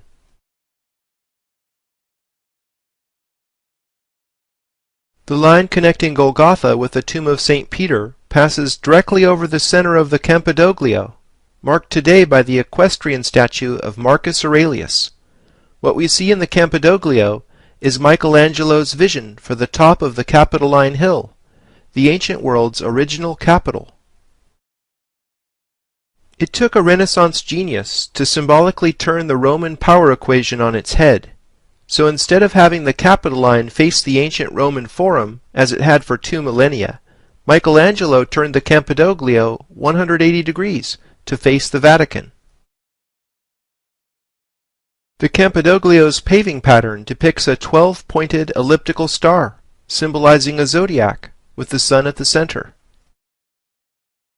It is my contention that this long-distance alignment was originally drawn to connect the seat of power in Rome with the Temple of Venus in Jerusalem. In the Christian era, the tomb of St. Peter in the Vatican was strategically located to be a continuation in line with this ancient axis. It is no secret that Christian churches were often built atop places of ancient worship. In this way, pagan shrines were Christianized, and their power absorbed into the body of the church. See how the alignment goes directly over the arch of Septimus Severus? The line passes only a few feet away from the Umbilicus Urbis Romae, the navel stone from which all distances in the Roman Empire were measured. All roads that led to Rome symbolically arrived here. Following the alignment through the Forum, we see that it goes through the center of the Roman Colosseum, where among other pastimes, spectators enjoyed gladiatorial combat and watching Christians being fed to the lions. This shape in the center of the Colosseum bowl suggests the Vesica Piscis. Could this be a symbol of Venus? If so, what went on in the Colosseum somehow became the opposition of the love and beauty associated with Venus. The last stop on our alignment tour is the largest ancient Egyptian obelisk in the world, including all of those still standing in Egypt. The alignment from Jerusalem passes directly over the tip of this 230-ton symbol in front of the Lateran. As you may have guessed, obelisks are one of the keys to unlocking the ancient mysteries. This obelisk wasn't always in front of the Lateran. It originally came from the Temple of Karnak in Egypt, and was moved to Rome by Constantine the Great's son in the 4th century. The last of the Renaissance popes, Sixtus V, moved the obelisk from where it had been in the Circus Maximus to the Lateran, displacing the equestrian statue of Marcus Aurelius, which, as you know, was moved to the Campidoglio. Now Sixtus V was a very singular pope. As is the custom when a pope dies, the new pope chooses a name for himself. I find it fascinating that Felice Peretti di Montalto chose a name referencing both 6 and 5 in Sixtus V. The fact is, Sixtus V redesigned much of Rome during his brief 5-year reign. He considered moving the Church of the Holy Sepulchre in Jerusalem to Rome, but the logistics proved to be too much. He did, however, succeed at moving 4 gigantic Egyptian obelisks within Rome, completing the Dome of St. Peter's, opening 6 streets, building 14 fountains, and much more. Roman emperors were the first to rate Egypt in antiquity for its obelisks. By repositioning these obelisks in Renaissance Rome, Sixtus V was motivated by something other than Catholicism. Researchers Jan Witcherink and Aaron Parlier reveal much of what Sixtus V was up to. The red line shows a pair of obelisks aligned to the summer solstice sunrise. The blue line shows another pair of obelisks aligned to the winter solstice sunrise. Sixtus V placed Egyptian obelisks in St. Peter's Square and in the Piazza del Popolo exactly as they are, to create the red astronomical alignment. He engaged in a bit of urban renewal by opening a straight street connecting the ancient Roman obelisks at the top of the Spanish Steps and in front of Santa Maria Maggiore to make the blue astronomical alignment visible. Balancing the masculine symbol of the obelisk, Sixtus V restored an ancient aqueduct and built fountains symbolizing the feminine to accompany most obelisks. 4 fountains mark the crossing of the blue and yellow lines connecting the Fontana dei Dioscuri and the Aqua Felice, all watery creations of Sixtus V. The green line connecting the Vatican obelisk with the 4 fountains marks equinoctial sunrise. Sixtus V's tomb in the Basilica of Santa Maria Maggiore was his final gesture, linking his tomb with the astronomical alignments he set up in Rome. Why was Sixtus V obsessed with astronomical symbolism? Perhaps because astronomy is another key to the ancient mysteries. In addition to the solar symbolism mentioned in the Washington, D.C. Part 2 episode, Bernini's redesign of St. Peter's Square has a deeper reading. Witcherink and Parlier claim the 2 fountains flanking the obelisk represent a liquid axis, symbolizing the galactic midplane of the Milky Way. The axis going through the basilica is the ecliptic, and the other 4 paths represent solstices and equinoxes. In other words, the galactic and Earth crosses coming together is an astronomical take on the underlying meaning of the solar octagram star. To top it all off, the Vatican obelisk is surmounted by a cross. The official story is that this massive pagan symbol was Christianized in this simplest of ways, by putting a little cross on top. Hancock and Bevall write in Talisman that an obelisk with a cross on top is actually the hieroglyph for Heliopolis, the city where this obelisk supposedly came from. On Christmas morning, this is the astronomical view from Vatican Square. Witcherink and Parlier have observed that the silver gate of birth is due east of the obelisk in St. Peter's Square on the birthday of the Savior. I noticed that the galactic midplane leads right down to the Roman Pantheon. This is our cue to have a look at this ancient Roman marvel and explore its deeper meaning. Patrick Hunt, who teaches classical archaeology at Stanford University, calls the Pantheon the most impressive Roman monumental building in the world. I see it as a calendar in stone. Its rotunda is an engineering marvel, employing techniques such as reinforced concrete, not rediscovered until almost 2,000 years later. In this plan view, you can see the floor pattern in which stone from all over the empire was inlaid, a testament to Rome's imperial might. Its circle and square motif might symbolize the Earth-Moon system in the following way. Here a circle is inscribed within a square. The square has 27.3% more area than the circle. Comparing a circle and square with equal perimeters, the circle's diameter is 27.3% larger than the edge of the square. Okay, so what? Well, the moon happens to be 27.3% the size of Earth, which is another way of relating moon to Earth with the proportion 3:11. In addition, the moon's sidereal orbital period is 27.3 days. The words moon, month, and menstruation all share the same root because they all have roughly the same period. Human gestation lasts on average 273 days. Another spooky coincidence has to do with temperature. As you're probably aware, Celsius is defined by a 100-degree scale, marking the freezing and boiling points of water. Water becomes liquid 273 degrees Celsius above absolute zero. Here are these numbers again. It seems to me that this fact references Earth as a water planet. Why are these numbers the same? Science has no answer for this other than pure coincidence. In this sectional view, you can see that a sphere fits perfectly within the volume the Pantheon encloses. I think recognizing this as the celestial sphere is the key to the Pantheon's symbolism. The original Roman statuary fit into the 7 alcoves.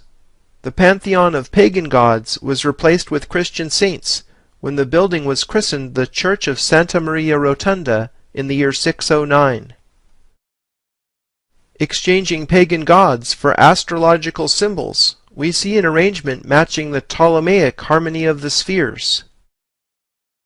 To the modern eye, this sequence might seem arbitrary, but it actually ranks the planets in order of increasing apparent speed against the background of fixed stars as seen from Earth.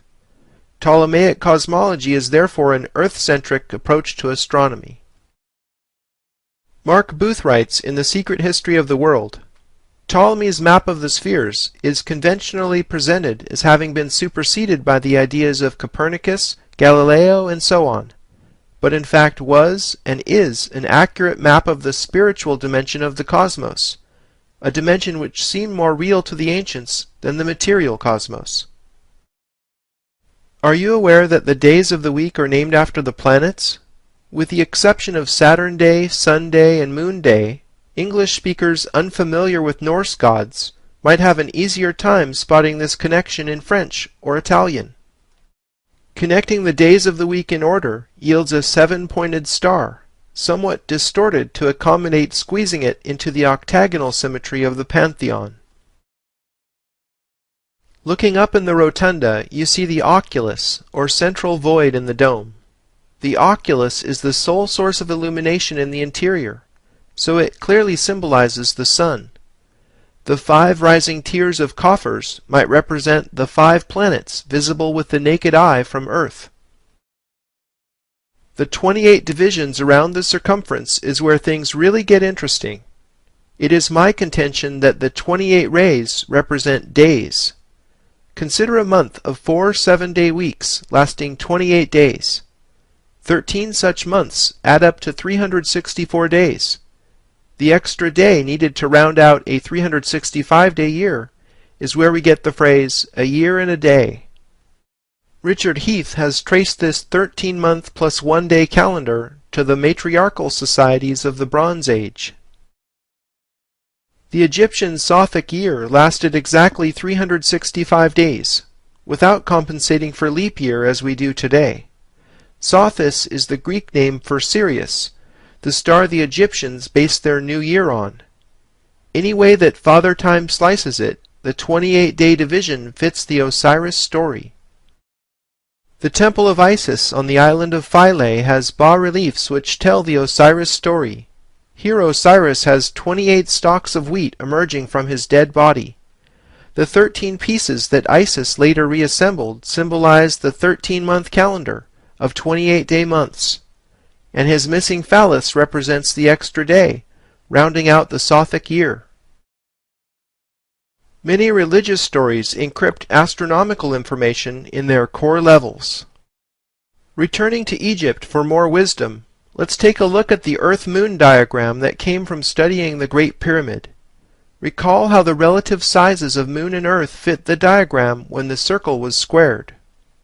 John Michel rediscovered the key to much more ancient wisdom still encrypted in this diagram in his book The Dimensions of Paradise. Michel expanded the number of spheres in the diagram from 1 to 12 for reasons that will soon become apparent. If the mean diameter of the Moon is 2,160 miles, then the 12-moon evolution in the diagram encodes the great year. 2,160 times 12 equals 25,920, which is Earth's precessional period. Each month in this so-called great year is likened to an age in astrology. We are currently leaving the age of Pisces, and it's the dawning of the age of Aquarius. John Michel calls this the New Jerusalem diagram from his analysis of the Revelation of St. John. A seven-pointed star resonates within. Remember the seven-rayed diadem of Isis and the seven rays of the Statue of Liberty? I prefer to call this the Isis diagram, in reference to the older stream of knowledge coming out of Egypt. The Isis diagram encodes just intonation in music. On the most basic level, consider one octave of a piano keyboard. A total of 12 notes are divided by sharps, leaving 7 white keys. The term sharp suggests the pointy heptagram, doesn't it? As we'll soon see at Chartres Cathedral, music, along with astronomy, geometry, and number theory, are all keys to this ancient mystery. Expanding the Isis diagram to contain 4 seven-pointed stars, we have what I call the Osiris diagram, which encodes the Sothic year of 365 days in the following way. The 28 tips of the stars represent days in the ancient month. 12 circles surround a 13th, located at the center of the stars. The circles represent months. 13 months of 28 days each defines the year. The Earth circle underlying the stars represents the extra day and completion of the Sothic year. And the Sothic year was itself calibrated by the heliacal rising of the star of Isis, consort to Osiris. It's beautiful the way the geometry matches the cosmology. The architecture of the universe is embedded in Egyptian cosmology. To perceive the larger ramifications of the cosmology we are rediscovering, let's break away from 2D diagrams and explore where we live, the third dimension. It's a 3D reality that 12 spheres fit perfectly around a central 13th, with all of them tangent to each other, while the 13 fit perfectly within an overarching sphere. I think this 3D reality is the source of the obsession with the number 13 that we've seen symbolized in so many places. Recall all the lucky 13s on the Great Seal of the United States. Lucky 13 might be more precisely described as 12 surrounding 1. In the Last Supper, Da Vinci depicts Jesus in the center, surrounded by 12 apostles. Geometrically speaking, connecting the centers of the 12 surrounding spheres with straight lines reveals what is called the cube octahedron. The cube octahedron has faces composed of squares and triangles, ad quadratum et ad triangulum, as they would say in the Middle Ages. As it turns out, cube octahedral sphere packing has exactly 7 planes of symmetry. Do these numbers sound familiar? 12 around 1 with 7 planes of symmetry? The cube octahedron is the 3D equivalent of the Isis diagram. The first ever known depiction of a cube octahedron was drawn by Leonardo da Vinci. He created this illustration for Luca Pacioli's book, De Divina Proportione. Pacioli and da Vinci worked together, became close friends, and later shared a house together in Florence. Pacioli was at the center of the Renaissance Hermetic obsession, begun by Cosimo de' Medici in 1430 when he obtained the Corpus Hermetica, a body of work compiled in the first few centuries of the Common Era, recounting words passed down by Thoth through the last of the Egyptian priesthood in Alexandria. Here is Pacioli with a mysterious transparent cube octahedron half filled with water. Some believe the younger man standing next to him is Albrecht Dürer. In Divine Proportion, Priya Hemingway writes, "In the autumn of 1506, Albrecht Dürer rode from Venice to Bologna to the home of Luca Pacioli in order to be initiated in the mysteries of a secret perspective." Clearly the cube octahedron was important to these Renaissance masters immersed in Hermetic knowledge. Perhaps they knew something we don't. In the 20th century, Buckminster Fuller was obsessed with the cube octahedron. He called it the Dymaxion, and built his philosophy around it, because the cube octahedron is the only polyhedron completely in equilibrium. All 12 vectors emanating from its core have equal angles, and all of its internal and external edges have equal length. In the 21st century, the cube octahedron is the foundation for physicist Nassim Haramein's unified field theory that offers a new solution to Einstein's field equations. Haramein claims that the vacuum, a term used by physicists to refer to a volume of space that is completely devoid of matter, actually has a structure, and this structure is based at the core on the cube octahedron. What we perceive as empty space is actually a seething cauldron of energy. Physicists calculate that the amount of energy in each and every cubic centimeter of space exceeds the energy output of all stars visible to the Hubble Space Telescope. The reason space seems empty is because all that energy is perfectly balanced in a state of equilibrium. It looks to us like nothing is there. Haramein has built his entire unified theory of physics on cube-octahedral geometry. I believe Haramein is really onto something. His latest paper, the Schwarzschild proton, received the Best Paper Award in a physics symposium in 2009. Modern physics seems to be catching up with ancient knowledge. To understand astronomy, one needs to have some background. Here's my crash course on esoteric astronomy in 6 quick lessons. The Earth revolves about the Sun in a plane called the ecliptic. The 12 constellations of fixed stars that intersect the ecliptic are called the zodiac. All the stars of the zodiac are actually our close neighbors compared to the size of our entire galaxy. The Earth's equator is tilted some 23.5 degrees with respect to the ecliptic. Gary Osborne's fascinating Paradigm Shift website shows how the angle of the Earth's tilt is symbolized in art. Here are Isis and Osiris raising the Jed, which amazingly matches the angle of the Earth's tilt. And here again the 23.5 degree angle matches the slope of the pyramid on the dollar bill. Osborne has found this same angle symbolized in many other pieces of esoteric art. The Earth's tilt is the reason we experience seasons. The seasons are defined by the Earth's orbit, which contains 2 solstices and 2 equinoxes. Looking at the solar system from above, the seasons naturally make a cross. Witcherink and Parlier call this the Earth Cross. Our galaxy is called the Milky Way because its myriad stars resemble milk streaking our night skies.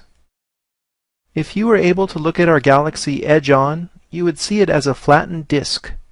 This flattened structure is what makes the Milky Way look like a narrowly defined streak in the sky, rather than an even distribution of stars. The central plane of the galactic disk is called its midplane. The ecliptic is tilted some 120 degrees with respect to the midplane, naturally making a cross in 2 dimensions. Witcherink and Parlier call this the galactic cross. Imagine beginning a journey outside the galaxy, flying through the zodiac, passing by each one of the visible planets, and stopping on Earth for a while. After a short stay, you begin the journey home, traveling out past the planets, through the zodiac, and on toward the center of the galaxy. This route describes the mystical journey of the soul.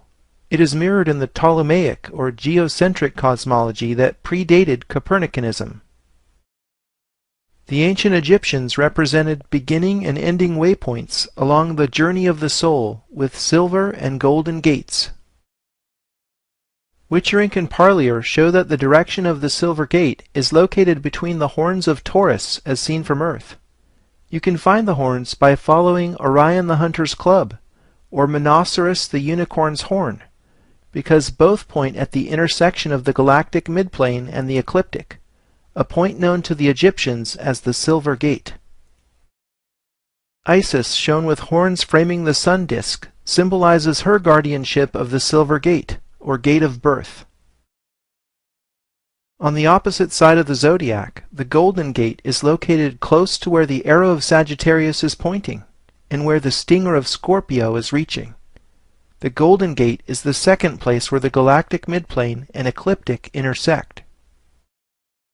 The winged scarab framing a sun disk was used to symbolize guardianship over the Golden Gate, or Gate of Death. The scarab is an appropriate symbol because of how this insect pushes dung balls backward with its hind legs, mimicking the sun's retrograde precessional motion through the zodiac.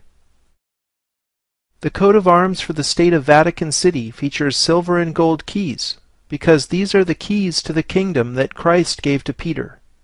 Pietro Perugino's fresco in the Sistine Chapel shows Christ giving one silver and one gold key to Peter.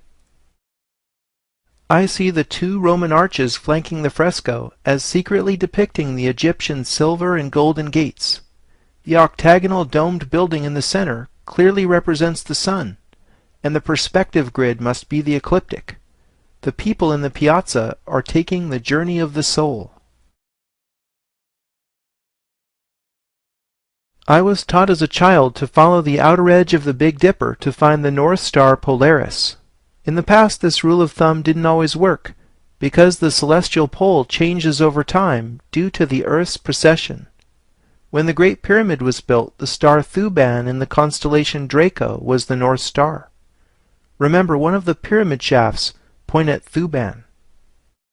The celestial pole actually traces out a circle in the heavens, representing the 25,920-year precessional cycle.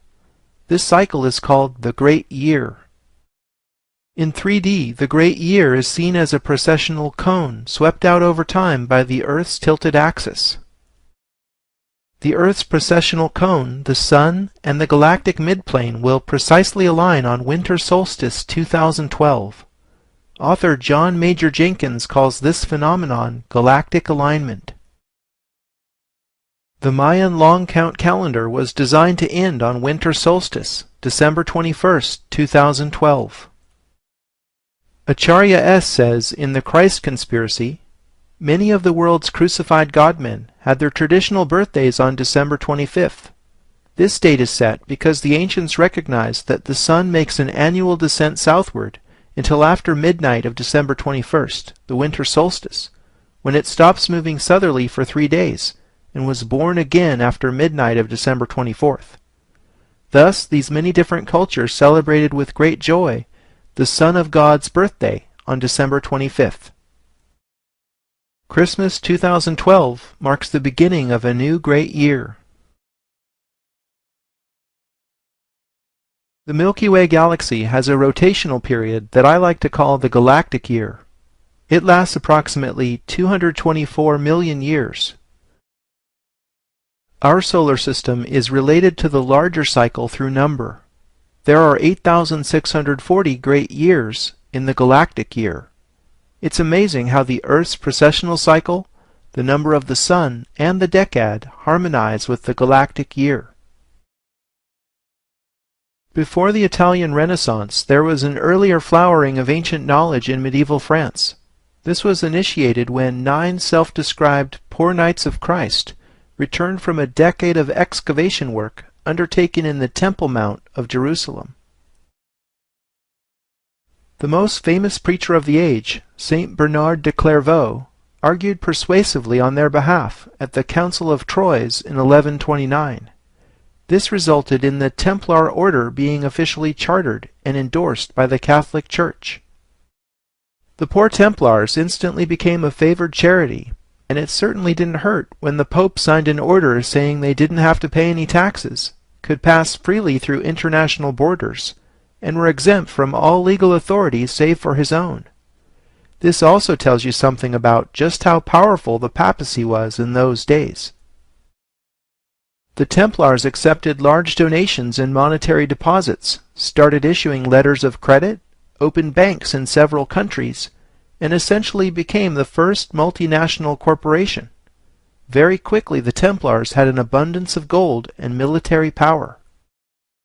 To me the question is, what did those 9 poor knights find in Jerusalem that led to their meteoric rise in power?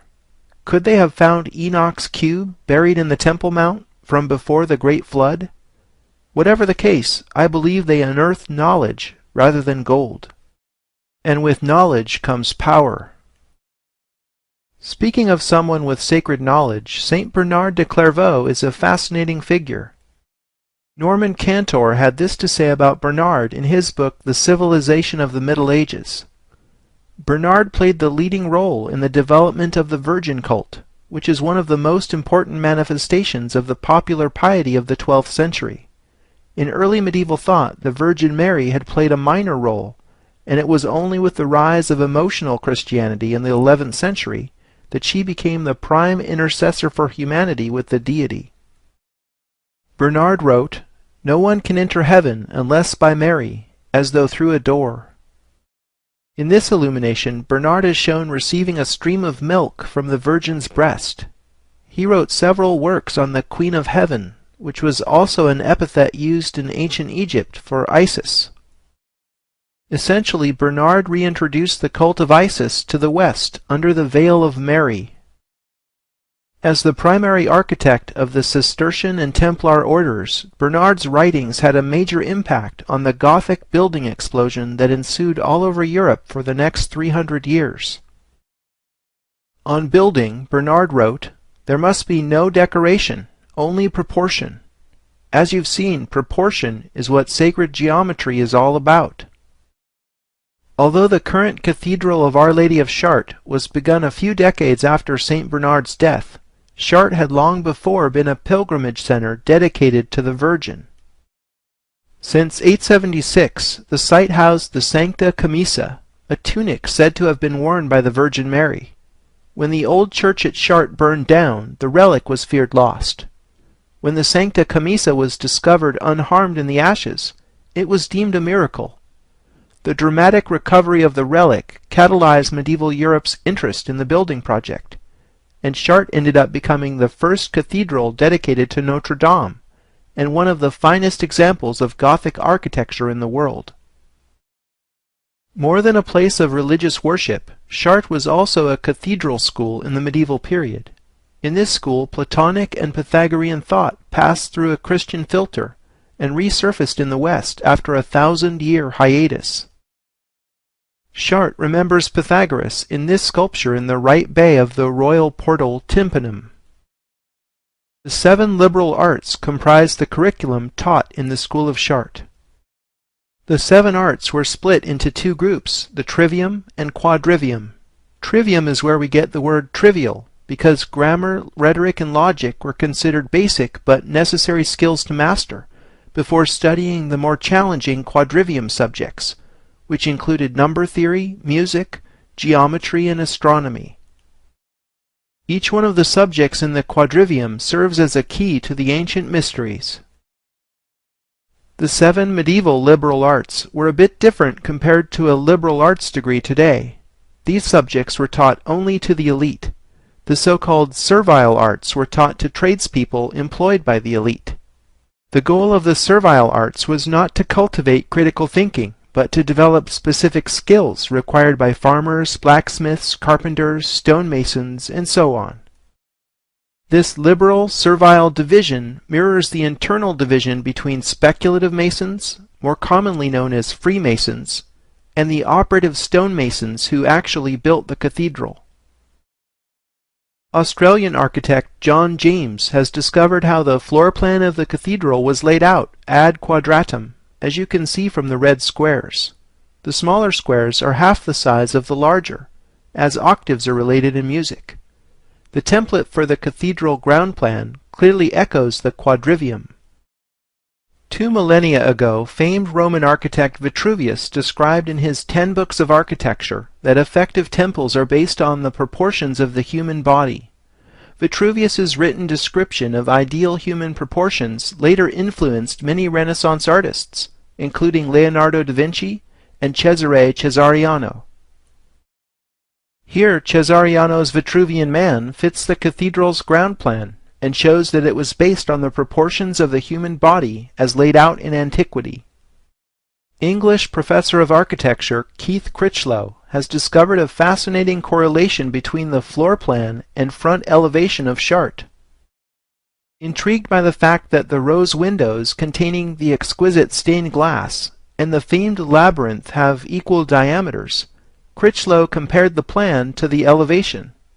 The rose window and the labyrinth line up perfectly, like so. The golden ball atop the sun tower aligns with the curve of the apse here. The moon tower's silver ball corresponds to the rond point, the center from which the chapels radiate. Clearly the design is correlated in two separate dimensions. Boaz and Jachin are the names of the two columns that stood at the entry to Solomon's temple that are echoed in all Masonic temples today. Boaz stood on the left, and the name Boaz means sun. Jachin stood on the right and means moon. This symbolism matches the towers at Chartres. Critchlow explains that the sun tower is 365 English feet in height. The moon tower is slightly shorter, some 28 feet less. These measurements suggest several things. Number 1, the design was based on the English foot. Number 2, the 365-foot sun tower symbolizes the year. And number 3, the 28-foot difference in the moon tower symbolizes the 28-day month of 4 7-day weeks. I think this metrology shows how Chartres is a calendar in stone, very much like the Roman pantheon. Before the Christian era, the grotto below Chartres was a druidic shrine of Isis. Above the crypt today there is a black Madonna and Child called Our Lady of the Pillar, that many suspect has a meaning older than Christianity. The Druid grotto housed a sacred dolmen that was identified with the womb of the earth. Think about it. Both Isis and Mary were called Queen of Heaven, identified as so-called virgins who had unusual conceptions, and later had sons who symbolized the sun, who also shared the same birthday. The story of Mary and Jesus is a recapitulation of the ancient Egyptian story of Isis and Horus. The Black Madonna hints at her African origins while retaining just enough plausible deniability to avert uncomfortable questions for the Church. Chartres Cathedral's axis is oriented to the summer solstice sunrise, just like the red alignment Sixtus V set up in Vatican Square. The labyrinth is not a maze, because there is only one path to follow, like the life we live from birth to death. The labyrinth's 11 concentric rings match the Ptolemaic cosmology, or spiritual dimension of the cosmos. Walking the labyrinth is therefore like taking the journey of the soul. There are 112 cogs on the outside of the labyrinth, a fact which has puzzled scholars. In them, John James has discovered an unexpected connection to the Arab world. John James writes, "The 8th century Arab Sufi alchemist Jabir ibn Hayyan divided the 4 elementary qualities of existence, earth, air, fire, and water, into 4 degrees with 7 subdivisions, giving a total of 112 classifications, which between them contained all the materials, liquids, and gases found in manifest creation. Known in the West as Geber, and considered to be the father of chemistry, he worked in the court of Caliph Harun al-Rashid, for whom he wrote the Book of Venus on the art of alchemy. His work paved the way for later Islamic and European alchemists in their search for the philosopher's stone." Among his long list of achievements, Geber pioneered techniques in glassmaking that were used in the stained glass directly above the labyrinth that bears his philosophical number symbolism. Modern chemists still don't understand what gives the Chartres glass such incredible vibrancy. Sir Lawrence Gardner says, in The Bloodline of the Holy Grail, "One of the greatest mysteries of Gothic architecture is the stained glass used in the cathedral windows. The first appeared in the early 12th century, but disappeared just as suddenly 100 years later. Nothing like it has been seen before, and nothing like it has been seen since. Not only is the luminosity of Gothic glass greater than any other, but its light enhancement qualities are far more effective. Unlike the stained glass of other architectural schools, its interior effect is the same, whether the light outside is bright or dim. Even in twilight, this glass retains brilliance way beyond that of any other." Critchlow says in the Chartres Cathedral, A Sacred Geometry DVD, that he was approached by a Hindu gentleman who explained the meaning of the number symbolism on the western facade. In Hinduism, chakras are traditionally symbolized by lotus flowers with specific numbers of petals. Amazingly, specific details on the facade match this symbolism. The facade is a reminder that the cathedral houses the body of the church, or more importantly perhaps, Chart is saying the body is a temple. Chart is a masterwork of hidden syncretism, melding belief systems that secretly transcend Christian dogma. The tympanum above the central front doors of the royal portal encodes an entire cosmology. The four figures surrounding Christ depict a man, eagle, lion, and bull. In Christianity, these are the four beasts of the Apocalypse as described in the mystical visions of Ezekiel and St. John of Patmos. On the literal level, it's Jesus with a halo waving at us from inside of Vesica Pisces, surrounded by the four beasts of the Apocalypse. A strange collection of Christian imagery perhaps, but not uncommon. In time the four beasts became synonymous with the four evangelists, Matthew, Mark, Luke, and John. However, when you understand the symbolism, a reading of the encoded message becomes possible. As you learned in my crash course in esoteric astronomy, these beasts are the fixed astrological signs symbolizing the galactic cross. Jan Witcherink says Christ's halo represents the Earth Cross. I see the Sun God welcoming you through the galactic stargate at the moment of your apotheosis. A royal portal indeed. I have uncovered sacred design templates underlying the principal section drawing cut through Chart Cathedral. Stephen Skinner identified circles guiding the central vault and flying buttress designs in his book Sacred Geometry. His observations allowed me to take the geometric analysis a few steps further. I see two sets of 3 stacked rhombi guiding the wall design. Circles drawn from the tips of paired equilateral triangles define the centers of the buttresses intrados, or lower curves, and mark the spring line of the lower arch. This revolutionary design allowed the masonry to be lighter and the windows larger, admitting the flood of light characteristic of the Gothic style. Now you can appreciate how the walls at Chart were designed ad triangulum. What is more, the diameter of these circles equals the size of the rose windows and the labyrinth. It's almost as if the designer never changed the distance set between his compasses when designing the entire structure. Critchlow points out that the names of the architects of Chart were never recorded. They were known only as the masters of the compasses. In researching the House of the Temple in D.C., I came across a rare depiction of the Kabbalistic Tree of Life in Albert Pike's Morals and Dogma, shown here as a set of 3 stacked rhombi. This knowledge encoded at Chart was preserved by Freemasons. For the next revelation, we turn to music and geometry. In music, an octave is the interval between one note and another having double its frequency. In plane geometry, you can symbolize the octave in 2 ways, ad triangulum or ad quadratum. The circle outside the triangle has double the diameter of the circle inside. The circle outside the square has double the area of the circle inside. The central vault is defined by a larger circle having twice the diameter of the smaller circle inside, which itself is equal to the diameter of all the circles in the wall section, the rose windows, and the labyrinth. Chart is therefore based on one circle repeated using musical principles. Amazingly, the flower of life fits this geometry. Perhaps the master of the compasses used the flower as the overarching design template. You can draw the flower of life using compasses only.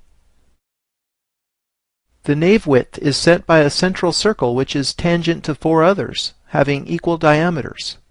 The central circle shown within the yellow triangle completes the picture. Masonic society probably began around the time Chart was being built.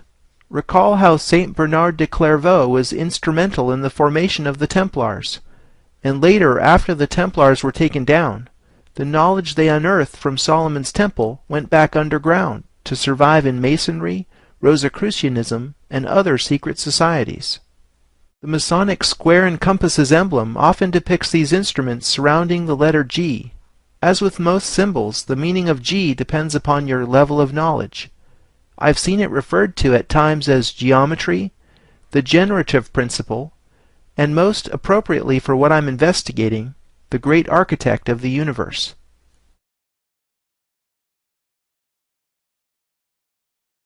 I discovered a long-distance alignment that leads from France to the United Kingdom.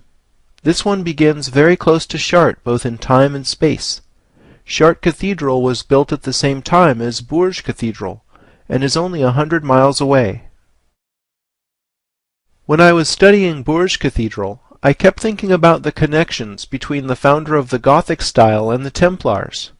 So I drew a line in Google Earth from the central entry of Bourges Cathedral to the entry of Rosslyn Chapel in Scotland. So what? You can draw a line between any 2 points. But you won't believe what the line passes directly over in London, the headquarters of the United Grand Freemasonic Lodge of England.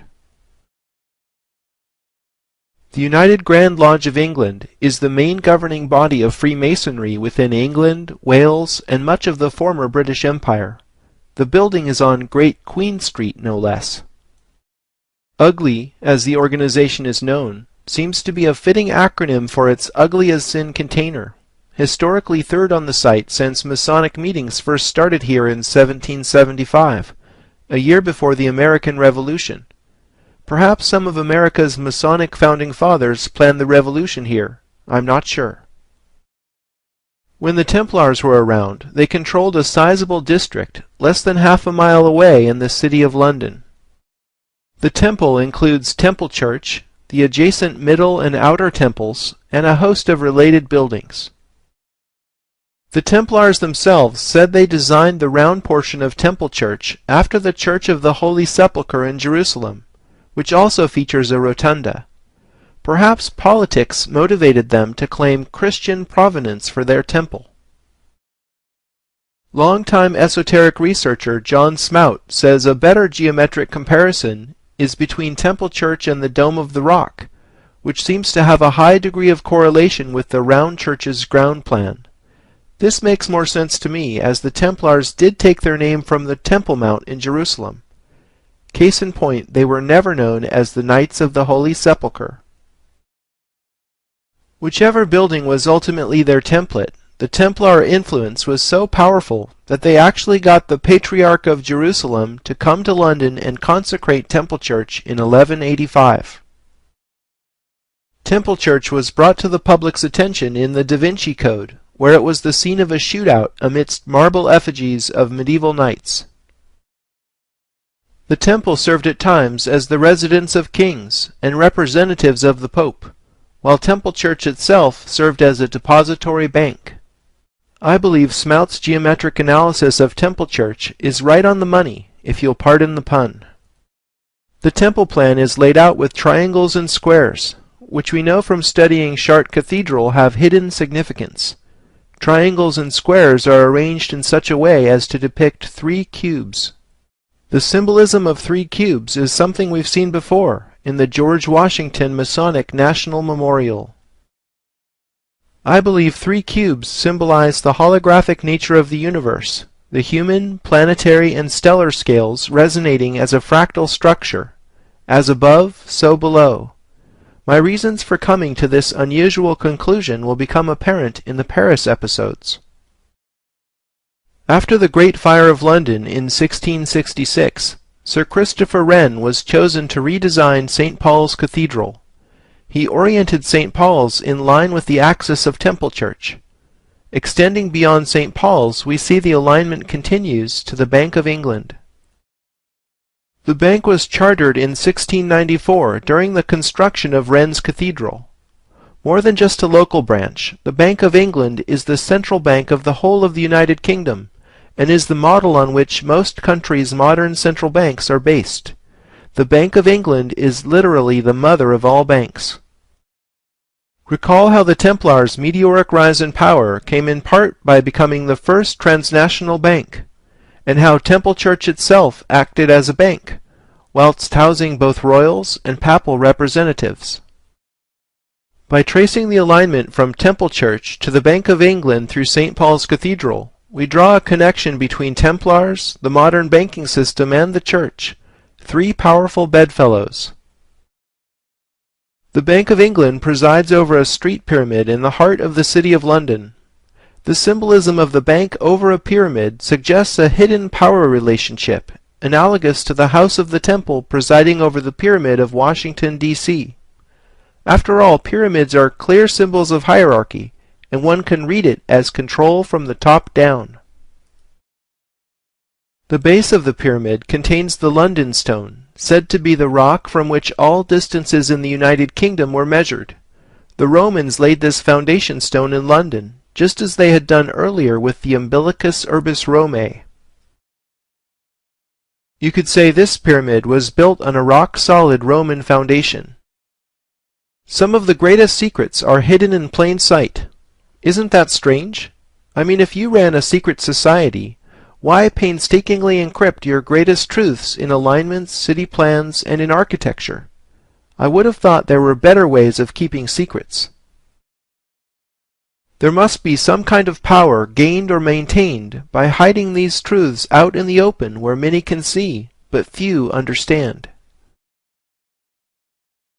Sir Christopher Wren was a brilliant mathematician, astronomer, geometer, and architect. He was an enlightened man who clearly excelled in the 7 liberal arts. St. Paul's Cathedral is the most important building of Wren's architectural career. Stephen Skinner pointed out in his book Sacred Geometry that the length of St. Paul's, including its entrance steps, measures 555 feet, and that this distance is equal to the height of the Washington Monument. Recall how triple sixes and fives are encoded in this singular measure, as 6,660 inches equals 555 feet. St. Paul's length therefore symbolizes the relationship between macrocosm and microcosm. The distance from the floor of the cathedral to the top of the cross on its dome is 365 feet, matching the height and symbolism of the sun tower at Chartres. St. Paul's is one of the few places we're not surprised to see the English foot used as the unit of measure. Trying to decipher London from another angle, I was looking at Buckingham Palace and wondering about the perfectly straight axis called the Mall in front of it. Wanting to trace where this obvious gesture leads, I need to ask, where does the royal axis go? It appears that the Mall leads to the Admiralty Arch, but then the axis seems to fade away in the confusion of buildings along the Strand. Or does it? Tracing the axis beginning at Buckingham Palace, passing over the Victoria Memorial, travelling along the Mall, going under the Admiralty Arch and through the buildings on the Strand, the axis arrives precisely at Temple Bar. Temple Bar was a gate designed by Sir Christopher Wren to ceremonially bar access to the City of London. It got the name Temple from being directly in front of the Templar compound. The temple was taken over by the Inns of Court after the Templars were ousted in 1307. The Middle Temple and Outer Temple are two of the Inns of Court to which all barristers in England must today belong. In fact, the phrase the bar, meaning the legal profession as a whole, can be traced back to Temple Bar. Wren's Gate is no longer there, but tradition and the law remain. Traditionally, the Lord Mayor would offer the sword of state to the Queen when she passed through the gate as a token of loyalty. It is a little-known legal fact that the monarch may not enter the City of London without the permission of the Lord Mayor of London. What's up with that? I always thought the Queen was the one in charge. You might be surprised to learn that the Lord Mayor is not the Mayor of London, nor is the City of London the same as Greater London. Confused? The law can do that. The person the Queen bows to is the Lord Mayor of London. He's the guy who runs the City of London Corporation, a tiny private jurisdiction that covers only about 1 square mile. The wealthiest square mile on earth, as it's often referred to, is the sovereign state within Greater London, whose boundary closely follows the ancient Roman walls of Londinium. In Isaac Newton's day, there were more than 200,000 souls living within the square mile, but now that figure is down to less than 10,000. Today the tiny city of London has become a leading center of global finance. Other powerful sovereign cities within cities that come to mind are of course the United Nations headquarters and Vatican City. Let's see if you can guess the final city in my world tour. Here we are over a semi-public urban park. I was drawn to this place when I read it had a small Egyptian pyramid folly, 9 gates, and a 5th-generation watchman who lives in the diminutive rotunda building right here. 5 generations of watchmen living in a tiny pavilion must be motivated to guard something pretty interesting. The informal layout and curving walkways say English Garden, but having been immersed in London, something bigger popped out at me: the shape of the park. It closely matches the ancient walls of the City of London. This park was built by the richest man in the country, who was also a king's cousin. He was a lover of all things English, an enemy of all things royalist. He ended up being beheaded like so many others of his time. Where are we? If you guessed Paris, you're correct. We entered the City of Light through the portal of Parc Monceau, established by Louis-Philippe II, Duc d'Orléans. As you may have guessed, the Duke of Orleans was a Freemason. He actually served as Grand Master of the governing body of French Freemasonry, the Grand Orient of France. The pyramid in Parc Monceau is trivial, however, compared to what the Louvre pyramid encodes. President François Mitterrand commissioned the Louvre pyramid and the adjacent pyramid in Versailles to be completed by 1989 for the celebration of the bicentennial of the French Revolution. Mitterrand personally selected architect I.M. Pei without hosting a design competition, as would be expected for such an important commission. The modern pyramid's metal armature was designed to support a lot of glass. Wikipedia states that the official brochure published during construction cited 666 as its number of panes, but then writes it off as an urban legend because in actual fact the pyramid contains a different number of panes. That didn't stop various journalists at the time from drumming up quite a controversy about the number of the beast, and Mitterrand was jokingly referred to as the Sun King for a while. However, I have indeed found 666 rhombi symbolized in the pyramid. Why rhombi, you ask? A rhombus can be made from 2 conjoined equilateral triangles. The rhombus is the masculine or linear element inside the feminine curves of the Vesica Pisces, whose name means vessel of the fish, because the Christian fish symbol emerges from it. The rhombus is therefore a sacred symbol. Notice how each of the larger rhombic frames contains 36 rhombic panes of glass. As you can see, the number of rhombic panes on a typical face adds up to 153. This is a very interesting number that has mystical Christian significance. Do you remember the square root of 153 being equal to the number of moons in a year? We learned that fact by studying Stonehenge. Here's a quote from the New Testament that entangles fish and 153 in a Christian net. Simon Peter went up, and drew the net to land full of great fishes, 153, and for all there were so many, yet was not the net broken. This number of fish, why bother enumerating them, has puzzled scholars for centuries, and is an example of how parables in the Bible encrypt important information in plain text. Here's Jesus describing his practice of hiding information in symbols. He answered and said unto them, Because it is given unto you to know the mysteries of the kingdom of heaven, but to them it is not given. Therefore I speak to them in parables, because they seeing see not, and hearing they hear not, neither do they understand. Tabulating the additional triangles and converting them to rhombi, and then adding the number of rhombic frames, we get 166.5 symbolic rhombi in a typical face, and 4 such faces equals 666. Let's look at the actual Bible quote and see what it tells us in regard to the infamous number of the beast. Here is wisdom.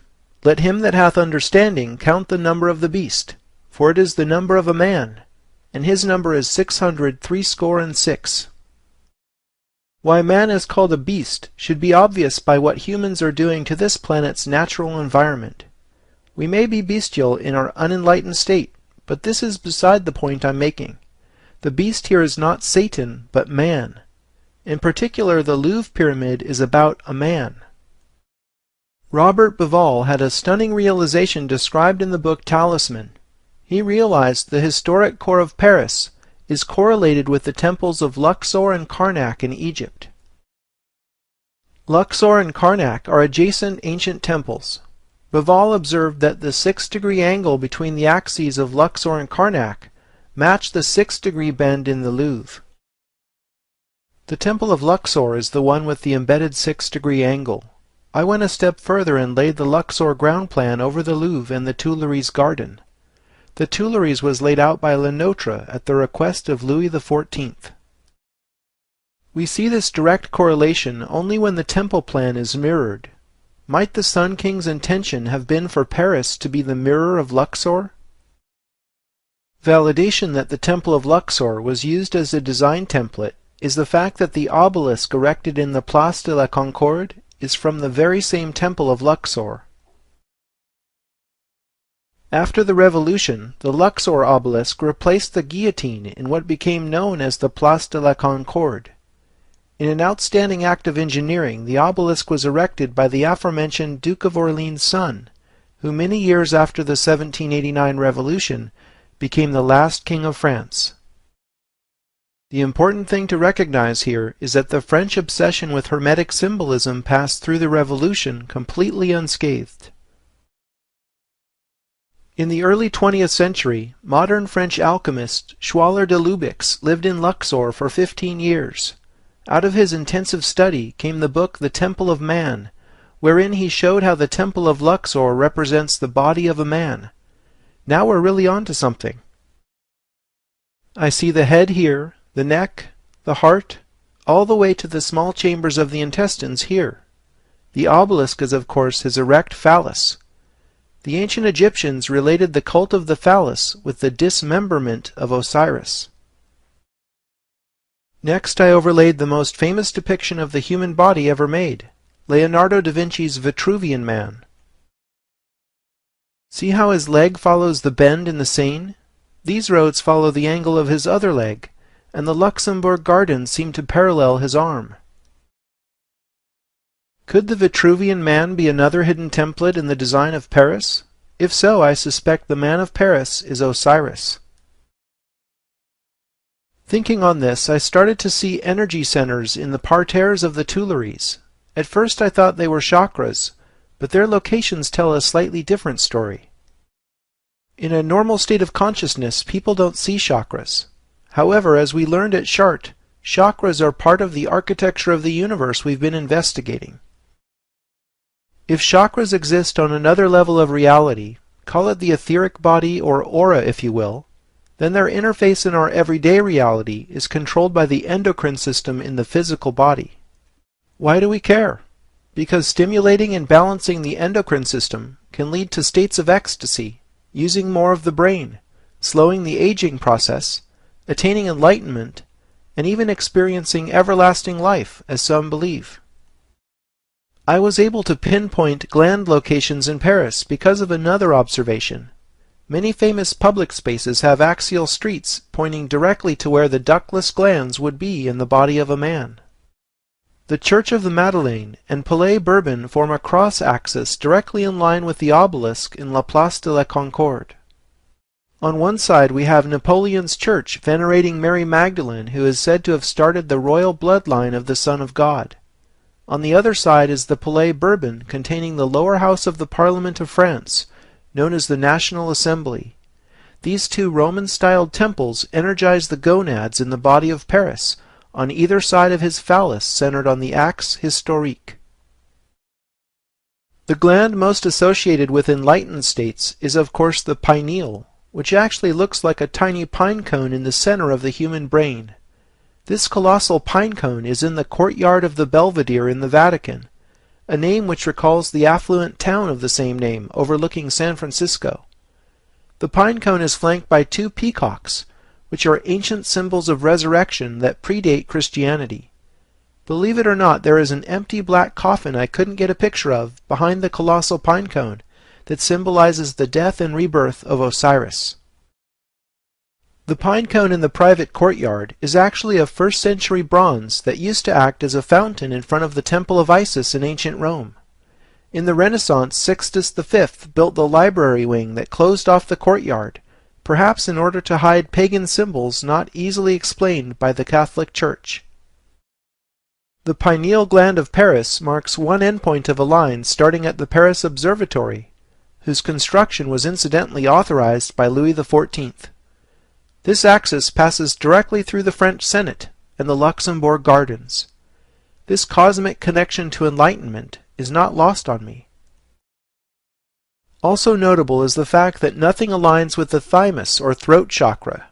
As the throat is associated with speaking and communication, it seems appropriate nothing should energize this center if secrecy is to be maintained. Each of the other alignments is an interesting case study for further analysis. Parc Monceau is right under the Vitruvian man's foot. His outstretched leg seems to point directly at the rotunda building where the gatekeeper lives. The tiny rotunda was designed by architect Claude Nicolas Ledoux, an interesting figure to be sure. Ledoux built 63 toll barrier buildings in the city wall built around Paris in the Ancien Regime to collect taxes. This tax wall was universally hated and was torn down during the Revolution. When the Paris Metro was built, it made sense to dig up the city where the extra space for the wall had been, so Metro Lines 2 and 6 follow the tax wall boundary. Only 3 of Ledoux's tax structures remain today, and the rotunda in Parc Monceau is one of them. I submit that it's no accident that precisely these Ledoux buildings were left intact. We already know about the rotunda, but what is the significance of these other 2 Ledoux buildings? They're all about solar alignment. The red line pointing to the Rotunda de la Villette in Place Stalingrad precisely marks the azimuth of summer solstice sunrise. Look at how this water channel continues the alignment. Some other examples of this alignment we've seen before are the line connecting the Vatican obelisk with the obelisk in Piazza del Popolo, and in the orientation of Chartres Cathedral. The green line pointing to the Barrière d'Enfer, or Gate of Hell, is oriented appropriately due south. It's called the Gate of Hell because Ledoux's pair of tax collection buildings are immediately adjacent to the entrance of the Paris catacombs. This reminds me of the phrase, "Nothing is as sure as death and taxes." The yellow line points to the Trocadero in the azimuth of equinoctial sunset. Trocadero marks the beginning of the white axis, running through the Eiffel Tower and the École Militaire complex. The white line connects Trocadero to the Gate of Hell, but has no astronomical meaning as far as I can tell. The blue line starts at the obelisk at Place Fontenoy, which is right on the white axis in front of UNESCO. This non-Egyptian obelisk commemorates a battle that took place in the year 841. But the obelisk was erected here in 1860. The blue line is precisely the azimuth of winter solstice sunset. Maybe you're wondering where all the colored lines converge. Their common center is precisely at the entrance to the Tuileries garden. But why is it there? Before the Revolution, the Tuileries was a royal palace that closed off the Louvre courtyard. The center point of the solar alignments lies directly in front of the entrance to the royal palace. The palace was destroyed in the chaos of the Revolution, but the alignments remain.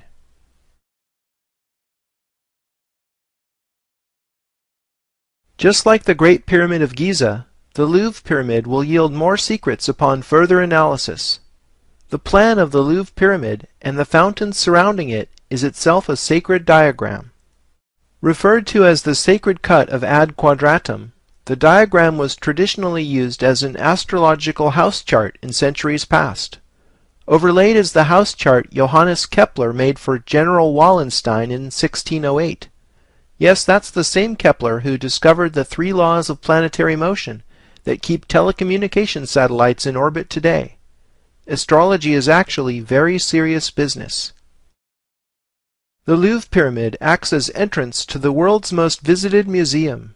Recall how I overlaid the Vitruvian Man only after analyzing the pyramid itself and finding the mark of the beast encoded within. The Vitruvian Man's mouth corresponds appropriately with this entrance, so the next time you enter the Louvre, ponder its symbolism. You are entering the mouth of the beast. Look at what is aligned with this so-called mouth, the Palais Royal. Central to French history, the Palais Royal is where many generations of royals lived. Louis XIV grew up there, for example. The Duke of Orleans later owned the palace.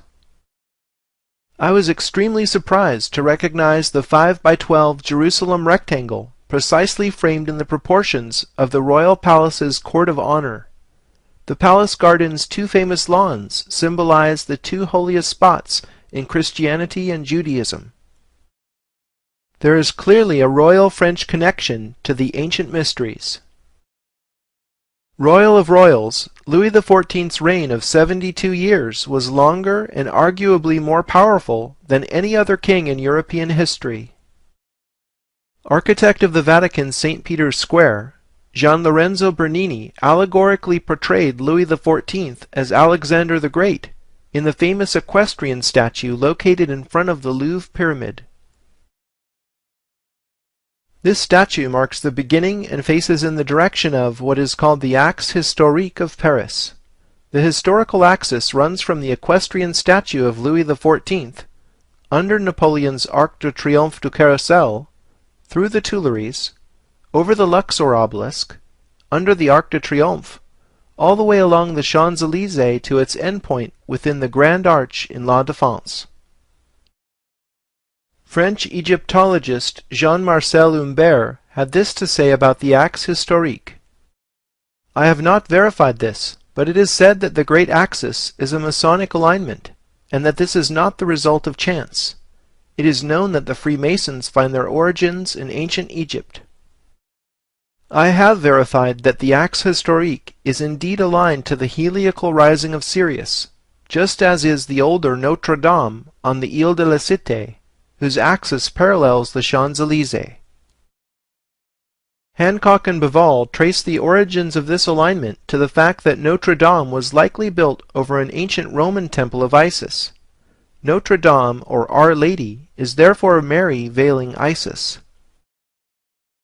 Perhaps even more amazing, Hancock and Bevall show the word Paris comes from the melding together of the words Pharia Isis.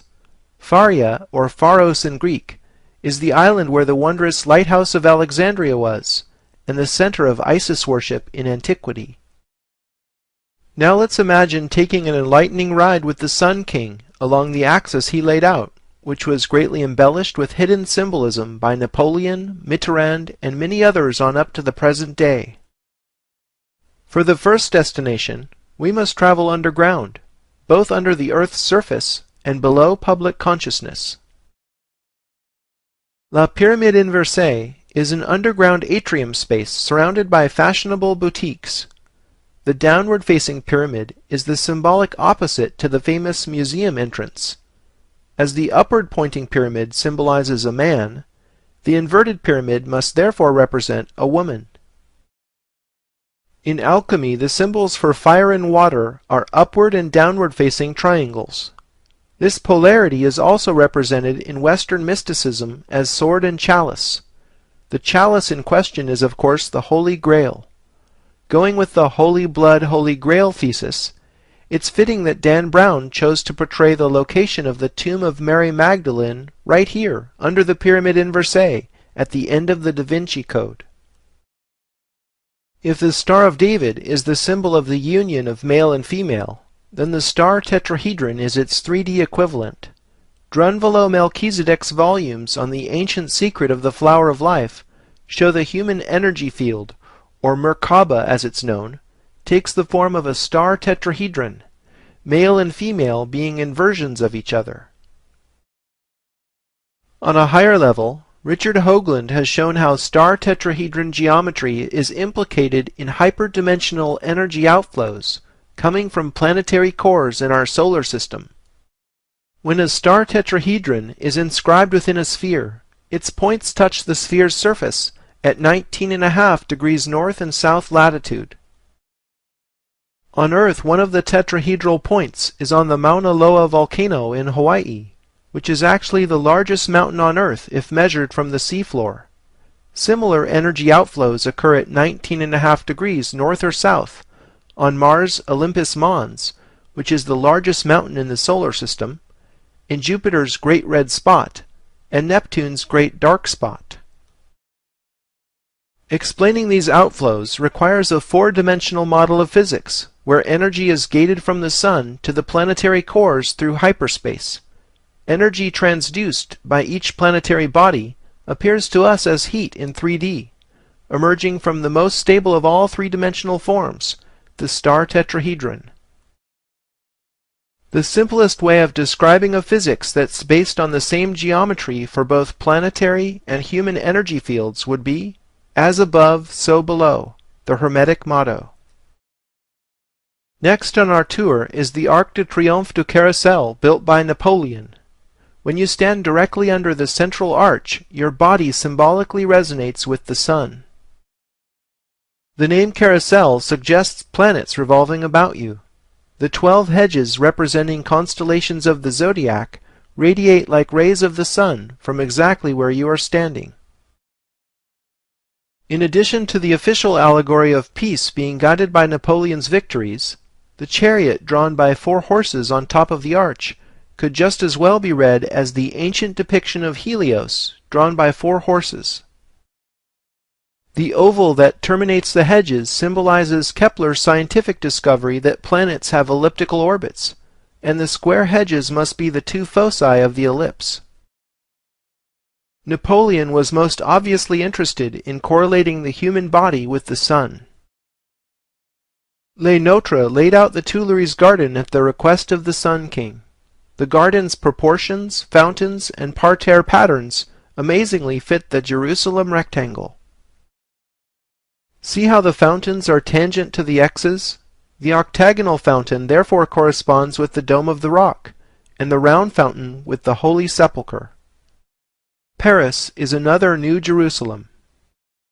When you train yourself to see Hermetic symbolism, it starts appearing all over Paris in plain sight. It can be a bit overwhelming. 2 equestrian statues flank the entrance to the Tuileries from La Place de la Concorde. Her exposed breast suggests this goddess might be Isis. The other rider is Mercury, holding the staff of Osiris, or Caduceus, which has become the symbol of the medical profession. Here's another possible Isis in the garden, and another Mercury. This golden boy is the genie of Paris atop the July column commemorating the Revolution of 1830. The genie is Mercury himself. The first time Hermetic symbolism had come completely out into the open in France was during the 1789 Revolution. Here's the Declaration of the Rights of Man depicting the all-seeing eye of the Supreme Being. Incidentally, this design was influenced by Benjamin Franklin, who is something of a Freemasonic celebrity in Paris at the time. Franklin helped design the Great Seal of the United States, which bears the same all-seeing eye. In time for the celebration of the heliacal rising of Sirius in 1793, this fountain was erected in La Place de la Bastille. The famous artist Jacques-Louis David sculpted the Fountain of Regeneration, with Isis even wearing an Egyptian headdress. The water streaming out of her breasts recalls the image of Saint Bernard de Clairvaux receiving milk from the Virgin. And how can we forget this view? The Eiffel Tower as Phallus of Osiris, with the Statue of Liberty replica on the Seine as his sister bride. The largest square in Paris is up next on the Isis axis. Believe it or not, La Place de la Concorde has an area of precisely 86,400 square meters. Remember the 864-foot-high Transamerica Pyramid and the 864,000 feet from Stonehenge to Silbury Hill? You see, it doesn't matter if we're talking metric or imperial units with shifted decimal places. What matters are the numbers. The fact is, the Sun's diameter is 864,000 miles, and there are 86,400 seconds in a mean solar day. The area of the Place thus confirms it as a solar symbol. The cars are likened to planets wandering around the elliptical traffic circle. The twin fountains symbolize the watery galactic midplane of the Milky Way, just as they do in front of the Vatican. That makes the Champs-Élysées the ecliptic. Les Nôtres designed La Place des Étoiles, where the Arc de Triomphe stands today. Standing at the center of the Place of the Star, the ceremonial arch is read literally as a stargate. 12 streets radiating outward represent a zodiac. The triumphal arch originally honored the warriors who fought for France in the Napoleonic Wars, and it later became the tomb of the unknown soldier. The eternal flame under the arch might be another solar reference. There's certainly a lot of sun worship going on in Paris. Napoleon invaded Egypt in 1798, and not even counting the Egyptians, the French death toll came to more than 20,000 souls. After France's great defeat, Napoleon was asked why he decided in the first place to invade Egypt.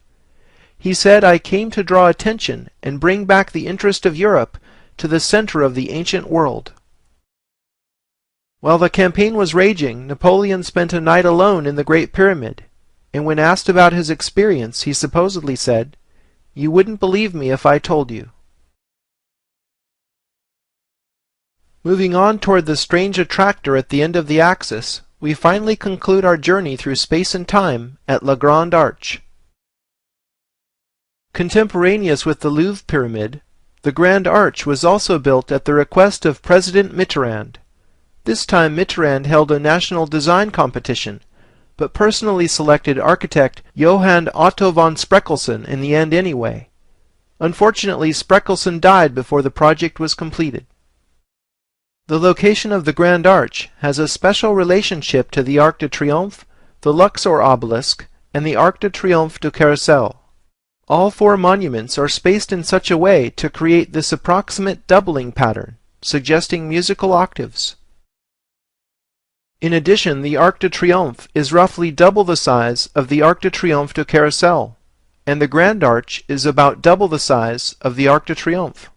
In the scaling of these three arches, I see three stargates representing the human, planetary, and stellar bodies, just as we saw symbolized with cubes in London and DC. Notre Dame Cathedral fits perfectly inside the Grand Arch.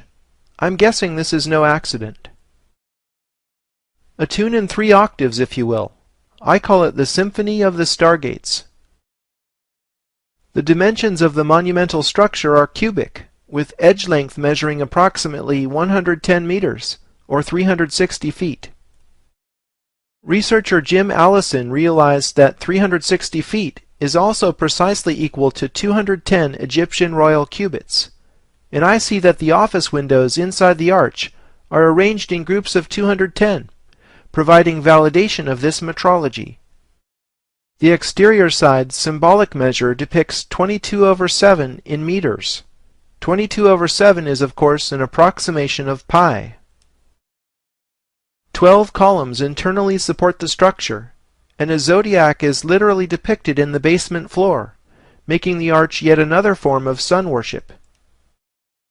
The sides of the monumental arch actually contain some 40,000 square meters of office space. Multi-purpose rooms in the basement measure 400 square meters each. These numbers got me thinking. 40,000 and 400 are very interesting numbers. To appreciate this, let's start with the metric system. The metric system was originally defined by measuring the Earth. The original prime meridian passed through the Paris Observatory and continued all the way around the Earth. This circumference was defined as 40,000 kilometers in the 18th century, and this served to define the metric system. There are 121 documented bronze medallions marked Arago after the French astronomer embedded in streets and sidewalks in a line crossing Paris. These medallions mark the line of the Paris prime meridian that was used in France for 200 years. This line touches the corner of one of the Louvre's satellite pyramids. Perhaps this is why the smaller pyramids are there. The meter is the basic unit of length in science today. The meter's definition moved from being based in earth measure to a prototype bar to being circularly defined in terms of the speed of light, which is itself measured in meters per second. Christopher Knight and Alan Butler's book, Who Built the Moon, is really an eye-opener. Although I don't agree with their thesis that the moon is an artificial satellite, they have discovered numbers relating Sun, Moon, and Earth that are too perfect to be the product of random chance. For example, consider a solar eclipse. When one happens, the moon completely covers the sun disk. The only reason this can occur so precisely is because the moon is exactly 400 times smaller than the sun, and happens to be 400 times closer than the sun during the eclipse. The Earth also turns 400 times faster than the moon. The odds of these three seemingly unrelated characteristics would all converge on the number 400 is literally astronomical. As I already mentioned, the axe historique is aligned with the heliacal rising of Sirius, known as the Star of Isis, but the Grand Arch is turned approximately 6 degrees with respect to this axis. This is of course no accident. Everything has a purpose. Can you imagine the mind-boggling planning that went into the Grand Arch alone? Groundbreaking architectural design that ties together layer upon layer of hidden symbolism, completing the hermetic masterpiece that is Paris. Jim Allison has found what the Grand Arch is pointing to. Are you ready for this? It points to the birthplace of Isis in Dendera, Egypt. This tiny, unassuming temple out in back of the larger Hathor temple is known as the traditional birthplace of Isis. The location of the small cube within the larger enclosure matches the azimuth where the Grand Arch is facing. Remember that the heliacal rising of Sirius was the basis of the ancient Egyptian calendar. Well, here is where all of that started. This is where ancient Egyptian priests saw her bright star rising just before the dawn, signaling the beginning of a new year. Isn't it amazing that the Champs-Élysées and Pennsylvania Avenue share the same astronomical orientation with this tiny backwater in modern Egypt? Backwater it may be today, but symbolically it's the holiest place in the cult of Isis. Napoleon came here and had a master mason cut out this massive ceiling from the adjacent temple and ship it back to Paris. It's called the Dendera Zodiac and is now suspended in the Louvre. As you can see, the Dendera Zodiac has octagram star symmetry. More than a zodiac, it is a planisphere showing the whole cosmology as seen through Egyptian eyes.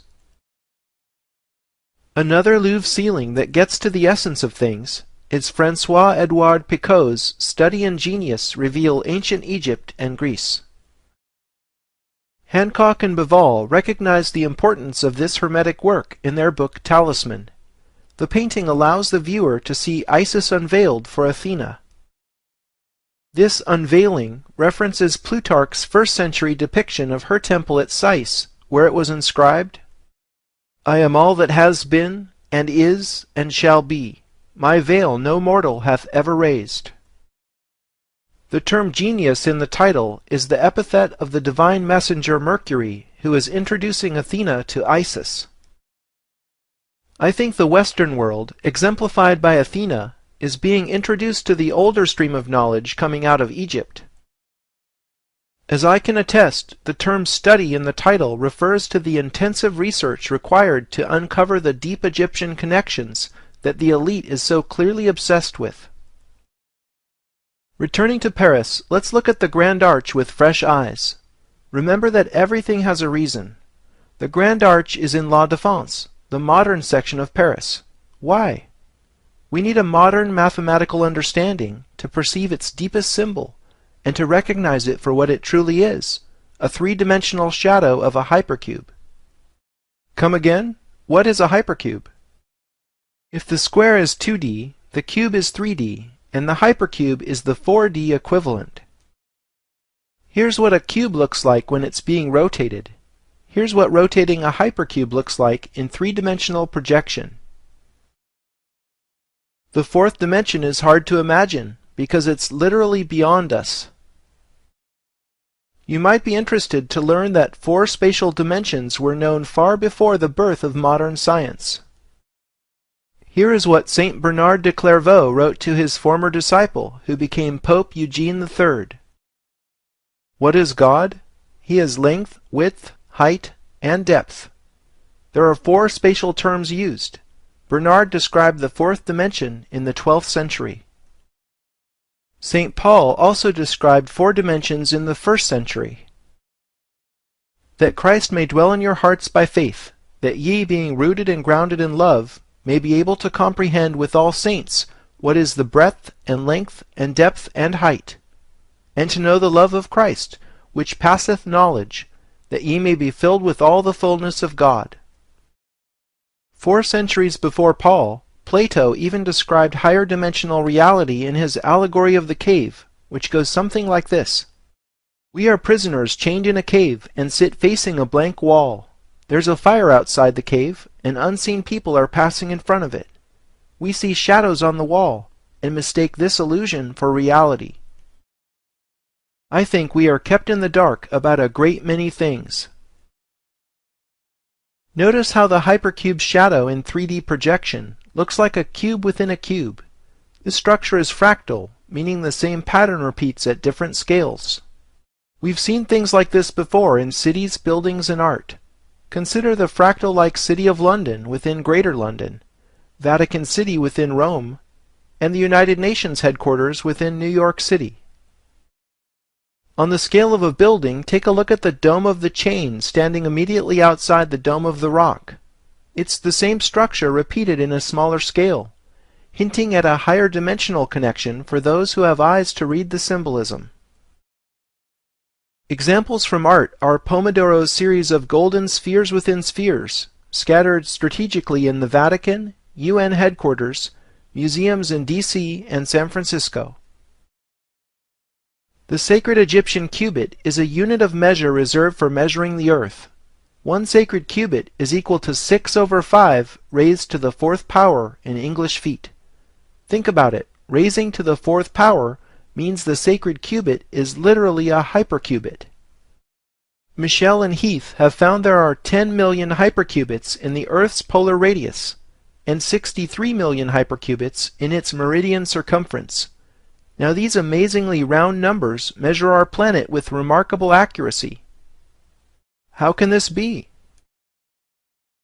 Some physicists believe the universe is made of 10-dimensional superstrings, but 6 of them have curled up into unimaginably small size.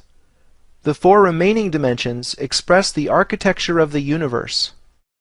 Recall how I saw in the union of both Louvre pyramids the knowledge of how energy flows from the sun through hyperspace into planetary bodies.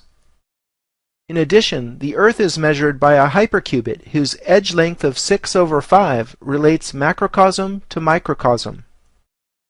The Earth is therefore a hyperdimensional object, even though with our normal perception we experience both the Earth and ourselves as being only 3-dimensional.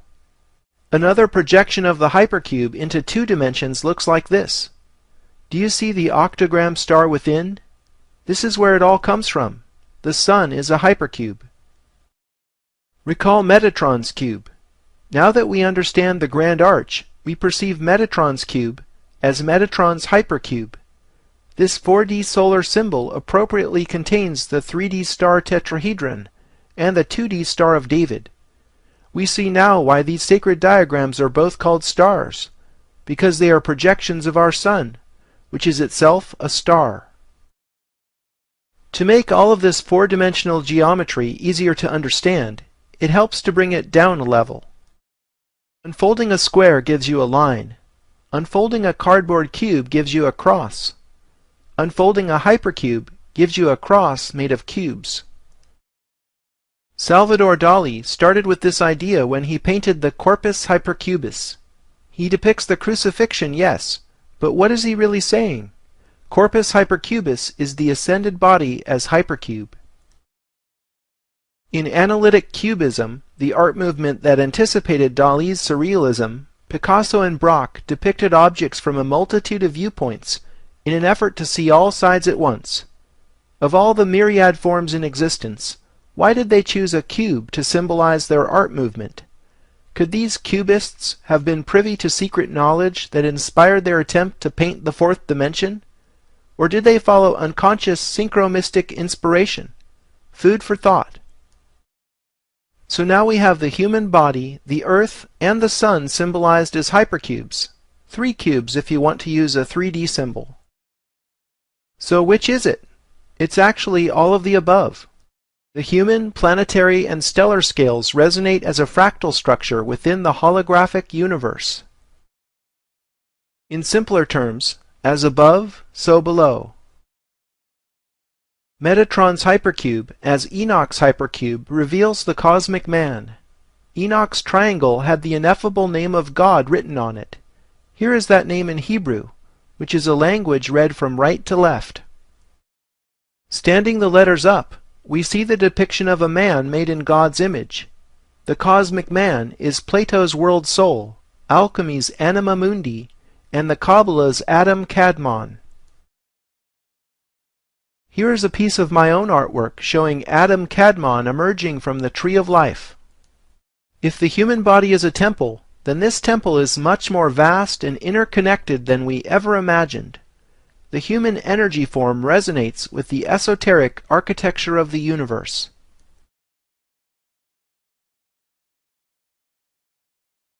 What we know as the history of civilization is only a very small part of our past. There is something extraordinary about our beginnings not written about in history books. The oldest surviving temples encode an understanding of Earth, Moon, and Sun that is in some ways more advanced than modern science. To catch up with ancient knowledge, a broad interdisciplinary approach is clearly indicated.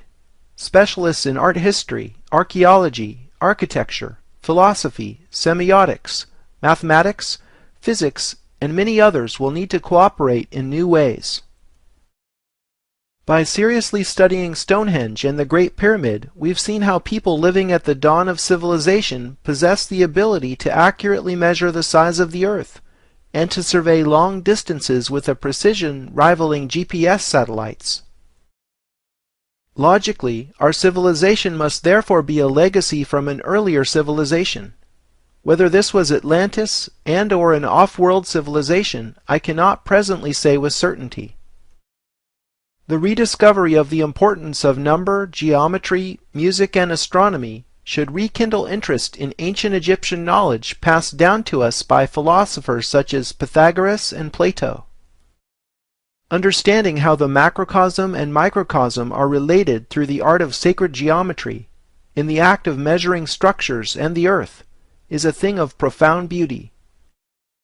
Relating 6s to 5s by drawing hexagons and pentagons in the landscape, or by measuring with Egyptian units, are brilliant examples of this ancient science at work. Finding Pythagorean triangles, 5 by 12 rectangles, pyramids, octograms, enneagrams, and zodiacs encoded in much of the world's great architecture and urban design exposes an obsession with ancient symbolism spanning the centuries. If the designers take this symbolism so seriously, then there must really be power in ancient knowledge. Putting this story together has been by far the most challenging and satisfying project of my professional life. I hope you've enjoyed it, and I invite your participation in uncovering more secrets in plain sight. This is Scott Onstadt, and I thank you for sharing my journey.